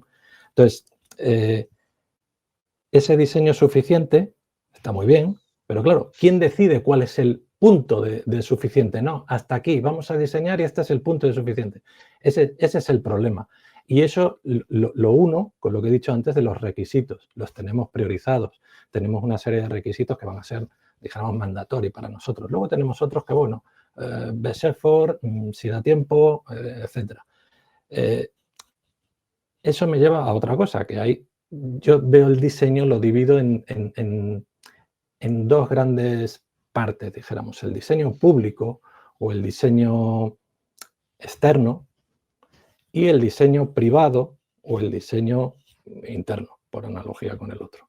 El diseño público es pues donde diseñamos nuestras APIs o depende de lo que estés haciendo. Si estás trabajando en una librería, pues el API de tu librería. Si estás trabajando en una aplicación que con una interfaz REST, pues tu API REST, etcétera, etcétera. O sea, tu cara al mundo, dijéramos. Entonces, ese diseño público sí que hay que ir con mucho cuidado y hay que hacerlo muy bien porque teóricamente, luego el día a día nos dice otra cosa, pero teóricamente no debe cambiar mucho. Como los diamantes, ¿no? Son para siempre. Sí. Bueno, en este caso es casi para siempre. Es raro, aunque se da, por supuesto que se da, que te cambien un requisito, que te cambien un... Y ahí ya entraríamos en temas de compatibilidades. Hay soluciones para eso. O sea, sí, podemos aplicar principios de diseño también para prevenir ese tipo de compatibilidades de mi parte pública. Ahora, la parte interna, el diseño interno, ¿hasta dónde llegamos? Es como cuando yo lo comparo, como cuando la controversia está tan grande que hay con el testing, con el unit testing, no, es que no hay que probar los métodos privados, es que solo lo público. Pues aquí yo lo vería muy parecido. O sea, ¿realmente creéis que es útil diseñar hasta el más mínimo detalle la parte interna? No, Luis dice que no en absoluto. Entonces, eso a mí me simplifica mucho el diseño, porque yo he visto diseños donde se diseña en los diagramas UML y en todo esto te sale hasta la última propiedad de la última clase. Entonces, bueno, yo ahí creo que el diseño suficiente y diseño evolutivo serían los dos titulares que yo quería dejar. La comparativa que hace Luis, que me parece buenísima, aunque mal situada en el documento que compartiste, del el por qué y el para qué. El por qué es como los problemas, qué hay mal o qué cosas están mal hechas, y el para qué, que vendría a ser, de hecho en el documento hay casi una equivalencia, que es la solución o cómo prevenirlo o cómo... Entonces, tienes el por qué y tienes el para qué. Me parece estupendo. Lo que no veo es la ubicación dentro del documento y el formato, quizá un formato de una tabla comparativa sería más. Lo digo porque si yo en mi equipo, y lo bajo otra vez al mundo real de los equipos, si yo en mi equipo llega un compañero nuevo, experiencia X años, te puede llegar alguien recién salido de la universidad, de 0 años hasta uno que lleve 30 años. Y le doy esto porque digo, mira, aquí seguimos estos principios y se lo das como parte de la documentación de tu equipo. Tengo la impresión que no entendería nada. O sea, le costaría mucho entenderlo. Entonces, creo que el formato, el cómo está puesto hay que trabajarlo. O sea, el fondo me encanta, pero quizá a un nivel avanzado se entiende perfectamente, pero si se lo das a alguien, y creo que la audiencia tiene que ser de todo tipo, no te lo va a entender, te lo va a tirar a la cara, porque al día siguiente me viene y me dice, José, no he entendido nada de lo que me has dado. Es mi impresión. Entonces, el formato. Y luego en el cómo, que ya comentaba algo Javier y José Luis también, los principios, ahí hablas un poco de principios versus buenas prácticas. Yo lo veo un poco como la teoría y la práctica. O sea, los principios son las ideas que nos rigen nuestro desarrollo, por las cuales, pues eso, las ideas, pero las buenas prácticas son como las acciones que nos permiten un poco ejecutar, llevar a cabo esos principios. Vale, muy bien los principios, pero dime cómo puedo hacer yo que mi código sea cohesivo, que mi código sea... Claro, eso vendrá en otra sesión. Y luego, en cuanto al diseño, he hecho en falta una última pregunta, porque dices el por qué, para qué, cómo, cuándo. ¿Cuándo se hace el diseño? Eso ya vendrá más para adelante. Sí, eso está relacionado con metodologías de desarrollo. Claro, Luis, amante de RUP, de proceso unificado de desarrollo, diseño de arquitectura, bueno, identificación de requisitos que marquen la arquitectura, esa arquitectura, ¿no? Es la colaboración, claro, módulos de ya ahí nivel. también quiero dejar la pregunta de diseño al inicio del proyecto. Como he dicho antes, diseñamos el big design o lo hacemos iterativo, lo hacemos evolutivo. Yo creo que tenemos, bajo mi punto de vista, y luego hablará Luis, porque ya le tenemos ahí con la mordaza puesta hace un tiempo ya, y a ver si se suelta, pero yo creo que el problema que tenemos, bueno, el problema, que muchas veces no identificamos aspectos porque hablamos como el software como un todo, como si todos los software fueran iguales. Ya hemos empezado a definir aquí que no es lo mismo un proyecto para una campaña navideña de una web que es una landing que sirve para no sé qué, a un Deep Packet Inspection que tiene 30 años el software. Entonces, necesariamente tenemos que aplicar reglas diferentes para ese software. No me vale que se pongan más puristas que el Papa en un software que es para una campaña navideña, que lo que pasa es que el de marketing se le ocurre una cosa y mañana y por la tarde se le ocurre otra. No me vale aplicar las mismas técnicas que el de Deep Packet Inspection, que es un software tal. De lo mismo te digo, no es lo mismo hacer un software que no sabemos los requisitos porque somos una startup y queremos comernos el mundo y no sabemos ni lo que nos va a comprar la gente. Ahora bien, a implementar un software como el que trabajábamos ahí en Ericsson, por ejemplo, que es un protocolo que está implementado, que es el 5G, que es que está el libro del protocolo, o sea, está puesto el libro del protocolo ya, y hay una implementación de referencia y no sé qué, no sé qué, no sé qué.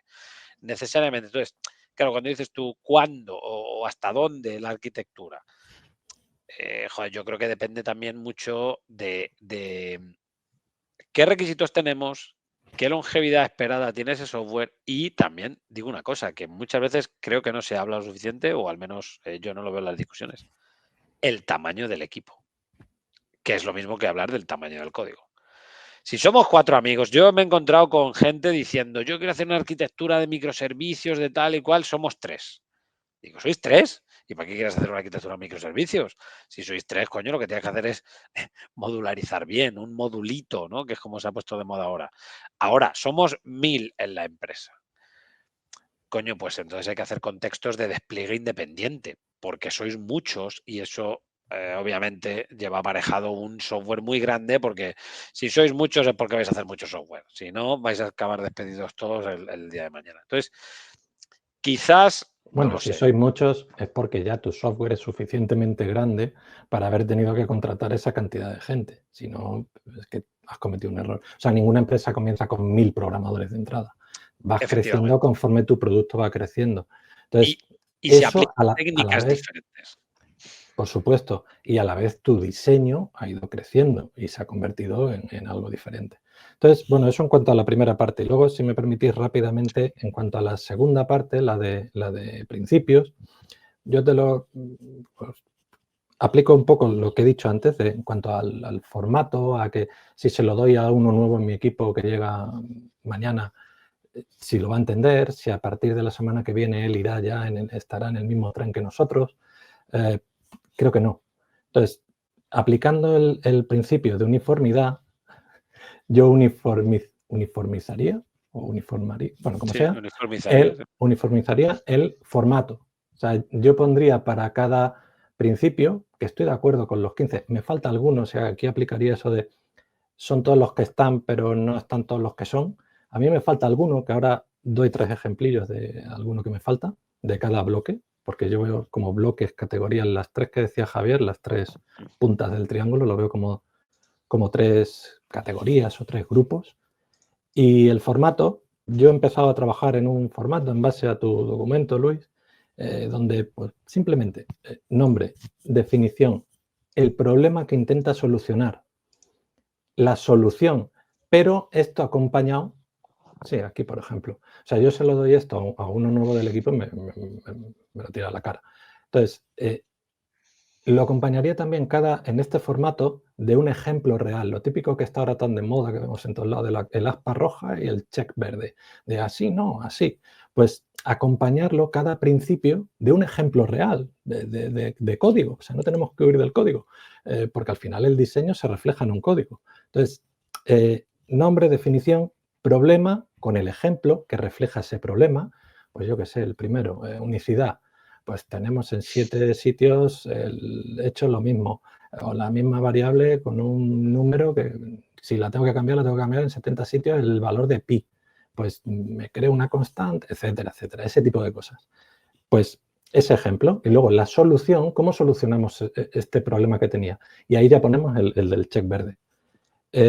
Luego enumerar los beneficios que nos da este principio para que la gente sepa que eso que está haciendo le va a llevar algo bueno, pues te va a producir un código así, tu proyecto va a mejorar en esto, etcétera, etcétera. Y luego, como he visto que algunos de los nombres no se entienden, crean controversia, pues nombres alternativos, 2, 3 nombres que al final significan lo mismo y de ahí podemos sacar cuál va a ser el nombre o para nuestro equipo, ya te digo, o sea, porque son aquí estás hablando de algo genérico, pero al final, cuando yo trabajo con mi equipo de 8, 20, 100, 500 personas, son nuestros principios y son nuestras buenas prácticas y nuestras coding guidelines, etcétera. De José Luis le sonará eso de Ericsson. Entonces, nombres alternativos. Y luego, una vez tenía ese formato, que ya lo tenía desarrollado, he hecho como 8 o 10 principios, no me acuerdo, compartiré contigo, Luis, el documento. Bueno, con todos. Apliqué la extensibilidad. Dije, digo, conforme lo iba haciendo, digo, si es que a lo mejor aquí más cosas vendrían bien. Y añadí un nuevo punto, sin tocar los anteriores, no me rompió nada de mi documento, añadí un nuevo punto de buenas prácticas asociadas. Ejemplos de buenas prácticas asociadas a cada principio. Porque ya os digo, yo no soy tan académico, yo soy más del día a día. Entonces, a mí me gusta, vale, el principio de, no sé, veo ahí, cohesión. Vale, y esto, vale, pues aquí tienes buenas prácticas, ejemplos, con ejemplos, porque siempre yo creo que todo párrafo que expliquemos o toda teoría tiene que ir con un ejemplo, porque es que al final con lo que te quedas. Buenas prácticas para conseguir que ese principio se cumpla en nuestro código. Y un último, que este me salió al final, con referencias, enlaces, documentación, que muchos de los puntos estos de las cajitas que tienes, como que lo vas dejando caer. No, pues el principio, no sé qué, de Martin Fowler, el de Robert Martin, el de... Pues bueno, de una manera ordenada que a mí, los que han trabajado conmigo saben que soy un fanático del orden, creo que así se nos quedaría mucho, mucho mejor. Y rápidamente, bueno, tengo varios principios que añadiría en cada uno de los 3 bloques. Voy a decir uno de cada bloque para... en legibilidad echo de menos el principio de simplicidad, que en principio podemos decir, es que es el de minimización. No, no lo es. E incluso a veces pueden estar enfrentados. Sí, porque queremos... No hay Dios que lo entienda algo mínimo, claro, ¿no? Quiero minimizar... Yo tenía alguien Sí. con quien trabajé que le gustaba todo, que si estaba todo en una línea, el código era mejor. No, ese código es más difícil de entender. O sea, Sí. Lo que pasa es que ponía punto y coma y seguía, como era C++, y seguía, metía todo en una línea. Y para él eso era perfecto. No, el código tiene que ser simple. O sea, se tiene que entender, tiene que ser claro y fácil de entender. Entonces, he echado de menos ese principio ahí, que a lo mejor tú, Luis, lo tienes ahí Yo escondido. creo que es el algún- de legibilidad. Yo creo que para Luis es el de legibilidad. Tú lo Bueno, llamas simplicidad, Luis bueno. dice que sea entendible, comprensibilidad sería, ¿no? Yo creo que está relacionado con eso. Sí, podría ser. Para mí simplicidad me gusta. Luego tengo otro en la parte de modularidad, que aquí se habla de autoprotección. Tengo uno que iría en esa línea, pero diferente. O sea, el espíritu es el mismo, pero que es robustez. Es diseñar módulos, aquí estamos hablando de modularidad, resistentes a fallos y a condiciones adversas. Si yo intento conectarme al servidor X y esa conexión me da un timeout o el servidor está caído o no tengo red directamente y se produce un fallo, ¿cómo tratamos eso en nuestro equipo? ¿Qué principios seguimos para dar robustez a nuestro software, a nuestro código? Pasa que estás en otro plano, sí. La resiliencia está en otro plano y... Sí, también salía por ahí. Sí. Y un último, ya para no enrollarme más, que aquí me ha resultado difícil poner solo una palabra. Sé que estáis intentando poner principios de una sola palabra, pero me ha costado, que es me ayudaréis en esto, el despliegue incremental. Ahora que los microservicios y que todo esto está tan de moda, la gradualidad, yo te entiendo, pero Luis te va a echar a los perros. No, a ver, yo te entiendo porque son otros aspectos, otros planos de la puesta a disposición del software en manos del usuario. Igual que lo que hablamos de testing en production. Claro, la monitorización, la observabilidad tiene sentido, pero tu software tiene que estar preparado para una actualización en caliente. Y eso tienes que conseguirlo con un principio, con unas buenas prácticas, etcétera. O sea, tu código no tienes que decirle al usuario, y más en los días que estamos hoy, no, lo paras, actualizas la base de datos, o sea, tiene que haber una gradualidad. Tu código tiene que ser capaz de adaptarse a esos cambios te digo lo mismo gradualmente. A ver qué te parece, José Manuel. O sea, te lo compro en determinado tipo de software. Porque ya te digo yo que en el firmware del coche, no. O sea, el firmware del coche, el coche tiene que estar parado para que se actualice el firmware. La gradualidad, o sea, yo te entiendo y estamos de acuerdo y lo hemos hablado muchas veces y nosotros en el Master Cloud Apps hemos hablado de todo ese tipo de buenas prácticas, Canary Deployment, Blue Green, la capacidad de volver atrás, testing en producción, porque es tan difícil testear en un entorno controlado que te vas a encontrar con producción que hay veces que despliegas tu software en producción con tráfico espejo del original, cosas así. Pero yo creo que están en otro plano. No digo que no sean importantes y quizás a esto te referías con otro grupo nuevo de principios. Podría ser en un nuevo grupo. Que favorezcan, por así decirlo, la flexibilidad de las actualizaciones, llámalo X. Sí, yo había llamado a ese grupo adaptabilidad. O sea, que tu código, que tu software sea adaptable a cualquier cambio. Y un cambio puede ser un upgrade, sino que le pregunten a CrowdStrike si esto es importante o no. Ellos no lo tuvieron en cuenta y cerraron todos los aeropuertos de todo el mundo. Entonces, yo estoy de acuerdo contigo, pero entiendo que Luis te dirá, ese es un plano que no he querido tocar, no que no es importante, sino que yo en mi propuesta inicial no he querido tocar, porque ahí hables un melón. Es muy importante, quiero decir, una máquina virtual que sea capaz de parchear en caliente un código, hasta despliegues independientes con contenedores, Kubernetes, tráfico que va y viene, y se puede aplicar a microfrontends incluso. Sí, pero si ese es tu ámbito, tienes que soportarlo. Sí, o sea, no puedes decir, no, es que yo tengo los 15 estos y ese, como no están los 15, no, en tu equipo, que por eso te decía que yo esto intento bajarlo, aterrizarlo, en mi equipo, ese principio de cómo desarrollamos esto y cada vez que cambiamos algo en el código, ese principio hay que respetarlo, el de la gradualidad o el despliegue incremental, tiene que estar presente. Y tiene que estar presente en mi software y en mis pruebas, que aquí nos estamos olvidando un poco del mundo de pruebas, porque también habría que aplicar estos principios de diseño u otros a las pruebas. Sí, eso lo comentó, sí, Luis ya lo ha dicho muchas veces. Y también, o sea, no te está diciendo que no, te está diciendo en el próximo capítulo. O sea, yo tampoco te estoy diciendo que esos principios de los que tú me hablas parece esto lo del PP y Bárcenas, ¿no? Esos principios de los que tú me hablas me parecen muy bien, pero en el capítulo 2, o sea, ahora yo creo que se están restringiendo un poco a aquellos que rigen cuando estás escribiendo código, que por eso también le he dicho a Javi Vélez. Yo lo tengo que seguir escribiendo código. Yo escribo código que tiene que seguir eso. O sea, si mi software, el que desarrollo hoy en día, no se actualiza en caliente, tienes un problema. Entonces, pero es que actualizar en caliente es un aspecto tan tecnológico. Sí, pero es tan tecnológico. O sea, ya no estamos hablando ni de paradigma software de desarrollo. Estamos hablando de que dependiendo de la tecnología concreta en la que estés desarrollando tu código, tiene unas realidades tan diferentes, porque claro, es como si hablamos de desacoplamiento y yo te puedo hablar de desacoplamiento en clases, pero también podemos hablar de desacoplamiento a nivel de red, de protocolos. Y cuando hablemos de protocolos, hablemos, claro, esa autoprotección o esa versatilidad que comentaba antes Javi Vélez de admite lo que sea y tal, es que nos podemos poner a discutir de gRPC frente a REST. Sí. Y no te digo que no. O sea, lo que pasa es que yo creo que por eso el scope de tu proyecto, y al final, como yo esto lo veo como mis principios, puede haber unos principios genéricos que entiendo que son los que Luis quiere redactar y quiere poner.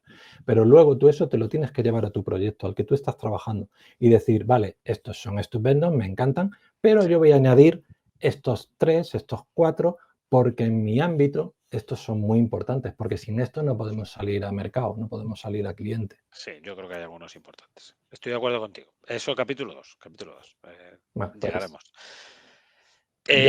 Muchas gracias, José Manuel. Yo creo que has dado otro plano diferente. Yo creo que cada uno de vosotros ha dado un plano diferente y muy interesante. Creo que Luis está muy contento con esta charla porque está recibiendo muchos inputs.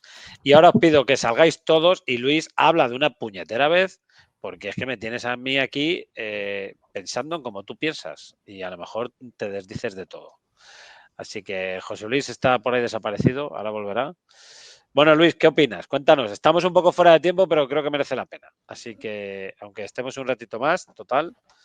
¿Qué? Habla. Quítate el mute del micro, anda. Hombre, ¿cómo no vas a hablar? Si es tu propuesta. Coño, que me había puesto una cena, tío. Acabo de perder una cena por hablar. Bueno, pero si cenar da igual. Bueno, pues sí, estoy muy contento. He oído aportaciones que me ayudan, he oído críticas que quiero discutir. Además, cada uno es verdad, habéis hablado en dimensiones completamente diferentes. Así que sí, estoy contento. Estoy cabreado porque perdí una cena, pero estoy contento, ¿sabes? Estoy contento. Y si queréis más, habrá segunda vuelta, ¿vale? Hablamos porque, bueno, con cada uno de vosotros quiero hablar. Para aclararme, para coger mejor la cosa o para refutar y tal, ya hablamos, ¿vale? Y si queréis lo hacemos también. Bueno, pero esto más bien será si quiere la gente, ¿no? Esto que lo digan, ¿no? Y así ponen comentarios. ¿Alguien cree que sigamos hablando de esto, profundizando de esto? Es cierto que es de alto nivel, es cierto que esto es de alto nivel, faltan ejemplos, falta aterrizarlo todo, pero es por gente de nivel, a ver si encontramos entre unos cuantos unos principios comunes.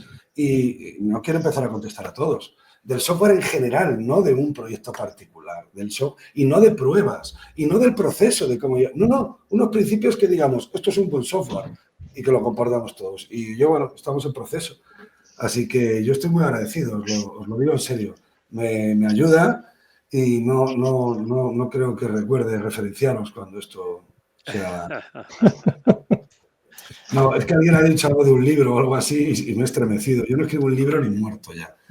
Sí, hombre, pero te ayuda Javi. Tú le das las ideas y tú hablas y luego con Whisper se te escribe y ya está. Sí, ya, le voy a entregar yo una idea para que la escriba Javi.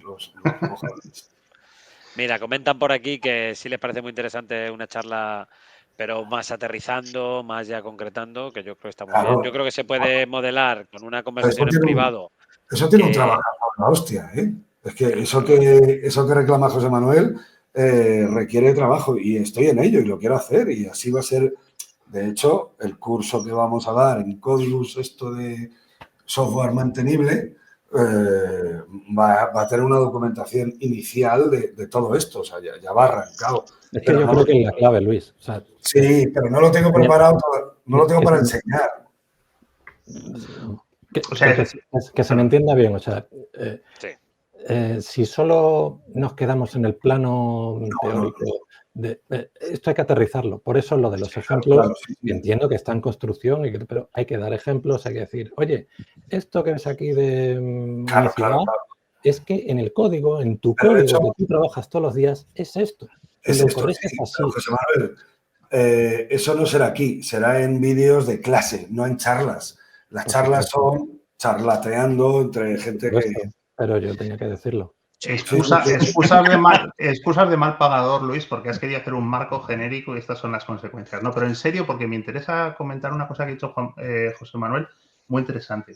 Que no es, o sea, te compro 100% el templating ese que dices y que además estás desarrollando para pasárselo a Luis, pero que no se pierda, por favor, la cadena de causalidad. ¿Qué quiero decir? Se deberían enumerar los valores se deberían encontrar una trazabilidad a los principios. Los principios, por favor, que no hablen de cómo es en absoluto. Y si no, redefinimos en nuestro diccionario qué son principios. Lo digo porque a Mika le ha venido una explosión combinatoria de, bueno, ya, y redes y Docker y no sé qué. Claro, pero es que esos son best practice o incluso patrones. Entonces, decir, preocúpate de la resiliencia, se lo ventila uno enseguida. No hace falta que hagas tanta abundancia, porque eso es bajar en la cadena de causalidad. Después de los principios llegan las técnicas o los patrones o los esos, y luego a mí cuando me enseñaron a programar, la resiliencia estaba en un contexto muy chiquitín y ahora la resiliencia está everywhere. Entonces, no. Ahí estoy de acuerdo también con José Manuel. No podemos abstraer la práctica de la teoría. O sea, a mí me parece muy bonito también contar valores y tal, pero claro, te pones a mirar valores en XP y hay uno que es pero Mika, economía. Ya, hombre, ya, sí, ya lo sé. Y vivir. Que yo solamente tengo un día de oportunidad. Mika, es que la forma de hacer eso que tú dices ya se ha inventado hace 25 años por Eric Gama y son los patrones de diseño. Quiero decir, el hecho de decir, joder, explícame este principio a través de código y a través de problemas de contexto. Claro, pero eso es la trazabilidad de los patrones. No es lo mismo, Javier. No es lo mismo. Claro, yo creo que, a ver, que muchas veces nos resulta difícil, y es un poco lo que está diciendo, entiendo también José Manuel y tal, hay veces que nos resulta difícil definir, ¿esto es una buena práctica o es un principio? Hostia, muy complicado. Y hay veces que, y ya valor, ya no te cuento. Valor, pues vivir, ser feliz y ya está, ¿no? Pues vivir y ser feliz. Bueno, ya que es vivir. Quiero decir que al final yo creo que tiene que ir todo hilado. O sea, vale que los medios separemos, pero si a mí me cuentas un principio sin sus buenas prácticas, pues no te entiendo. No te entiendo porque al final yo, de las mismas descripciones que pone Luis, yo entiendo una cosa y él piensa otra, José Manuel otra, José Luis otra. Si es que estamos diciendo lo mismo. Yo lo que estoy es ordenando metodológicamente el discurso. Quiero decir, también. Los valores trazan. La traza se lo inventó Ruth. Los valores trazan los principios, los principios a las buenas prácticas y las buenas prácticas a los Javi, ¿me dejas defenderte que no lo vas a volver a ver en tu vida? Creo que Javi está diciendo, aquella lista famosa de ejercicios de Smalltalk para la comunidad de Smalltalk que tenían que hacer era para que cataran los principios, era para que... Pero el problema, Javi, el problema enorme, que reconozco que puede ser la intención, es que si a tú un niño le enseñas en el libro de biología, una gallina, un perro, no entiende la biología, ¿me sigues? Hay que hablarle de estructuras simétricas que tienen muchos animales y entonces tienen un sistema circulatorio, entonces evoluciona, pero por poner 1000 ejemplos, y en este caso eran la lista de 23 ejemplos que recopilaron Gama y estos, por poner 23 ejemplos, yo te juro que no es frecuente que la gente adquiera los principios. A mí me pareció que lo que dice Javi tiene buena intención, pero no se consiguió. Y se dejó en el aire que los principios los conocemos todos. Y ese es el mareo, que yo cuando voy a una empresa, es que aquí cada uno habla de su manera y es que creo que es una torre de Babel que además creo que es fundamental en los proyectos. Fundamental. Bueno, fundamental es todo. Pero yo creo que tienes parte de razón, pero que no se consiguió, que así no se consigue, que a base de ejercicios, mira, un problema, una solución, unas consecuencias. Así la gente no entiende cuáles son los principios que lo empapan todo. O sea, pero déjame decir por alusiones, ¿no? Que la narrativa puede ser poliédrica. Quiero decir, si tú quieres escribir un libro, no te digo que lo escribas, pero si tú quieres escribir un libro metodológicamente hablando, pues eso sería muy interesante, porque estás haciendo un aterrizado de lo más abstracto a lo más concreto de una manera muy trazable. Sí. Cuando tengas que hacer evangelización, es decir, si tú y yo nos encontramos en unas clases, te aseguro que yo mis clases sobre diseño de orientación a objetos no las voy a articular desde los principios porque los principios son incomprensibles. Es decir, se alcanza una sublimación, digamos, de los instintos cuando ya, digamos, llevas muchísimas horas de vuelo y conoces todos los patrones de diseño que de manera retrospectiva eres capaz de identificar esos principios.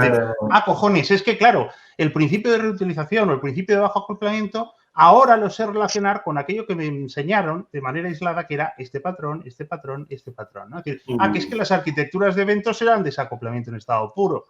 Entonces, ese es un aprendizaje, es decir, la forma de evangelizar, la forma de enseñar, la pedagogía de la arquitectura del software no se compadece, no es igual, digamos, que este tipo de relato narrativo, metodológico y procedimental que quieres hacer. Y si no, pues llegaremos a una teoría de la confusión, ¿no? A un marco de la confusión, donde hablaremos de wording que no se sabe muy bien cuándo un valor es un principio o es una best practice. Pues para mí, entonces yo creo que en este momento hay que ser muy coercitivo con los espacios de intervención de las palabras. Y luego la otra cosa es eso que te digo. Yo creo que también hay que hacer un poco de metaarquitectura de esto. Es decir, yo creo que José Manuel ha dicho cosas muy interesantes, tío. Es decir, ¿hay un perímetro de preocupación global, culturalmente aceptable sobre DevOps? Pues si lo hay, hombre, puedes decir, todavía no he escrito ese libro, pero habrá que reconocer que eso es una limitación de carácter, de la completitud del sistema. De lo que no puedes decir es, no, es que para mí yo, estrategia del avestruz y lo que se salga de diseño no me interesa, porque como el DevOps ha nacido ayer... No. Vamos a arreglar el planeta en 5 minutos. Mica, este tío no vuelve, ¿eh? Este tío no vuelve. A ver, escúchame. Pero sí, escúchame una cosa. Cállate ahí, coño. Escúchame. Escucha, aplicando los principios de modularidad, la charla de hoy, por cohesión, toca de qué software tiene calidad y qué software no tiene calidad. No toca en la charla de hoy hablar de otras cosas que sería embarullarlo todo, porque te voy a decir una barbaridad. En contra de todo lo que has dicho, algún día te defenderé y estaremos aquí discutiendo, ojalá, que creo que los principios de los que te he presentado hoy de diseño realmente son válidos para pruebas, para requisitos, para el modelo del dominio, y creo que son los principios del tratamiento de la información. Estoy medio convencido ya y quiero un día discutir. Ah, no, José Manuel, no, pues ya lo veremos. A lo mejor no, Igual el principio de unicidad a lo mejor es diferente en pruebas que en código. Se aterriza diferente, pero está presente. No, bueno, lo que pasa es que pesa más el de simplicidad que el de unicidad. Perfecto. En pruebas, pruebas es mejor leer una prueba y saber qué hace que no reutilizar código que sin... Efectivamente. Javi, quiero ver la prueba y quiero tener todo delante. Espero de charla en charla. Va a haber muchas charlas, ¿vale? Yo por lo menos ya me he quedado tranquilo, pero como no sé si me vais a volver a invitar, pues ahí os lo he dejado. Si es que Mica te va a invitar. Si es que yo no quería, pero es que Mica te va a invitar porque... Bueno, yo os voy a, por ir concluyendo, porque nos hemos pasado un poquito de la hora prevista y bueno, este debate se hace luego largo, si se hacen pesados cuando se ven. Pues yo os quería decir, lo primero, pedir disculpas a los que nos están escuchando porque interactúan mucho a través del chat y ya lo he dicho 3 o 4 veces y al final nos ponemos a hablar entre nosotros y es muy complicado seguir conversaciones paralelas. Yo creo que los creadores de contenidos que están solos y tal, pues sí, porque cambian de lo que están haciendo a atender el chat y luego vuelven, pero nosotros somos de la vieja usanza, a nosotros nos gusta hablar y claro, nos cuesta, si alguien no levanta la mano y se pone a dar voces, pues no la escuchamos. ¿Vale? Entonces, pero también quiero decir una cosa, los comentarios quedan registrados y algún día se contestará a algunos comentarios, que no son comentarios, que son preguntas, que son contraposiciones. Eso es. Pero lo haremos de forma... distintos... No en vivo, es que en vivo es imposible. Claro, por eso digo que es un poco de lío. Y bueno, por otro lado, Yo creo, Luis, que lo que podemos hacer es agradecer a nuestros invitados que se hayan tomado su tiempo en revisar la propuesta que tú haces, en Sí, de verdad, darte, sobre todo, bueno, pues efectivamente, planos sobre lo discutir. Por resumir, ¿no? Un poco Javi Vélez hablaba de que, ojo, que no todo es orientación a objetos y no todo es lenguajes rígidos, que efectivamente hay lenguajes, me he atrevido a llamarlos rígidos, pero efectivamente hay lenguajes mucho más maleables a los que te aparece un objeto que pasa por allí, tú le añades 7 o 8 métodos y ese objeto ha cambiado, ¿no? Es extensible porque ha cambiado, es mucho más adaptable, ¿no? José Manuel también ha incidido en aspectos muy interesantes, como por ejemplo que el despliegue es una parte que hay que tener en cuenta y sobre todo que si queremos que esto sea útil, tiene que ser mucho más accesible a los desarrolladores, que también estamos todos de acuerdo con ello, ¿no? Y también, bueno, José Luis Ojos Negros ha estado en otro plano, en el plano de discutir un poco más en detalle cosas que ya hemos hablado, ¿vale? Porque sí que ha estado con nosotros en las otras charlas y hemos tenido discusiones concretas y efectivamente ha ido un poco más al detalle de que está también un poco relacionado con lo de José Manuel, ¿no? Es, oye, tenemos que sentar, definir un poquito más, ¿no? ¿Qué son cada principio? Porque a lo mejor son discutibles y efectivamente los comentarios. Es que, perdona, cada principio tiene excepciones. Los comentarios de José Luis Ojos Negros son de puta madre porque yo no sabía qué excepciones ponían en algunos apartados. Pues mira, ya me ha dicho 2. Porque toda regla tiene una excepción, porque aquí no puede haber fanatismos. Son unas guías. No, genial, ha estado genial. He sacado cosas de Y sobre todo que al final no hay una guía clara para decidir en cada caso dónde está el límite. Es el espíritu. Entonces, al final tienes que basarte un poco en un criterio que vas cogiendo con el tiempo y con las horas de vuelo.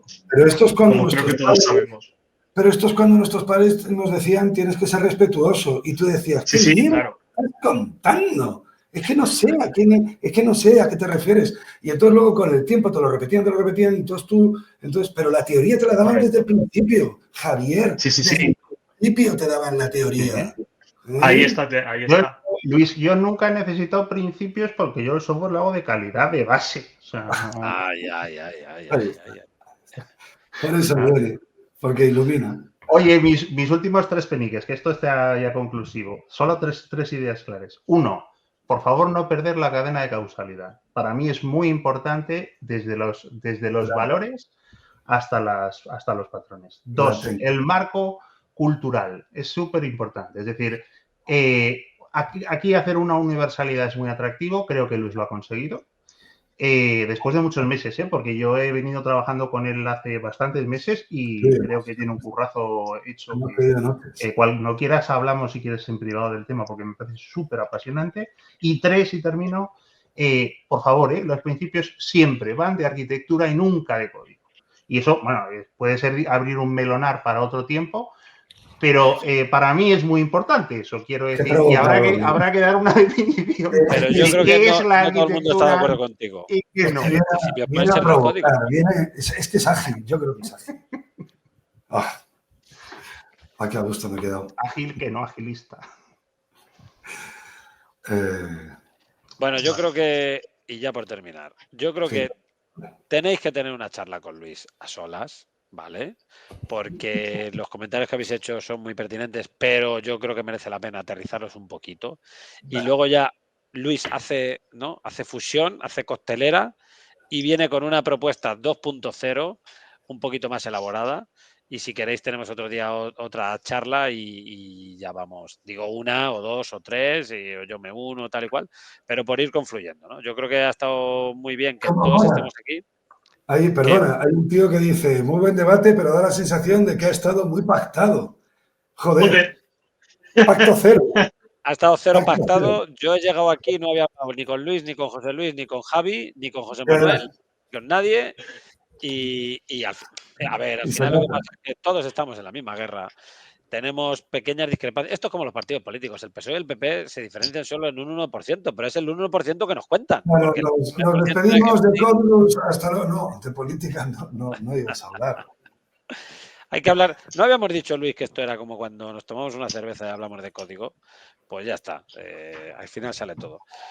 Es que Muchas esto no- gracias, José Luis. Muchas gracias, José Manuel Almaza. Muchas gracias, Javi Vélez. Muchas gracias al equipo técnico. Tenemos equipo técnico y todo ahí detrás. A Ale, a Javi y a esta gente. Muchas gracias, Luis, por darnos la oportunidad de volver a encontrarnos en el camino, que siempre se agradece. Y nos emplazamos a una nueva charla, posiblemente ya después de Navidades. ¿Sí? Obvio. Después, obvio. Obvio. Venga. Espero que hayáis estado un ratito a gusto, invitados, y si os apetece, otro día nos vemos.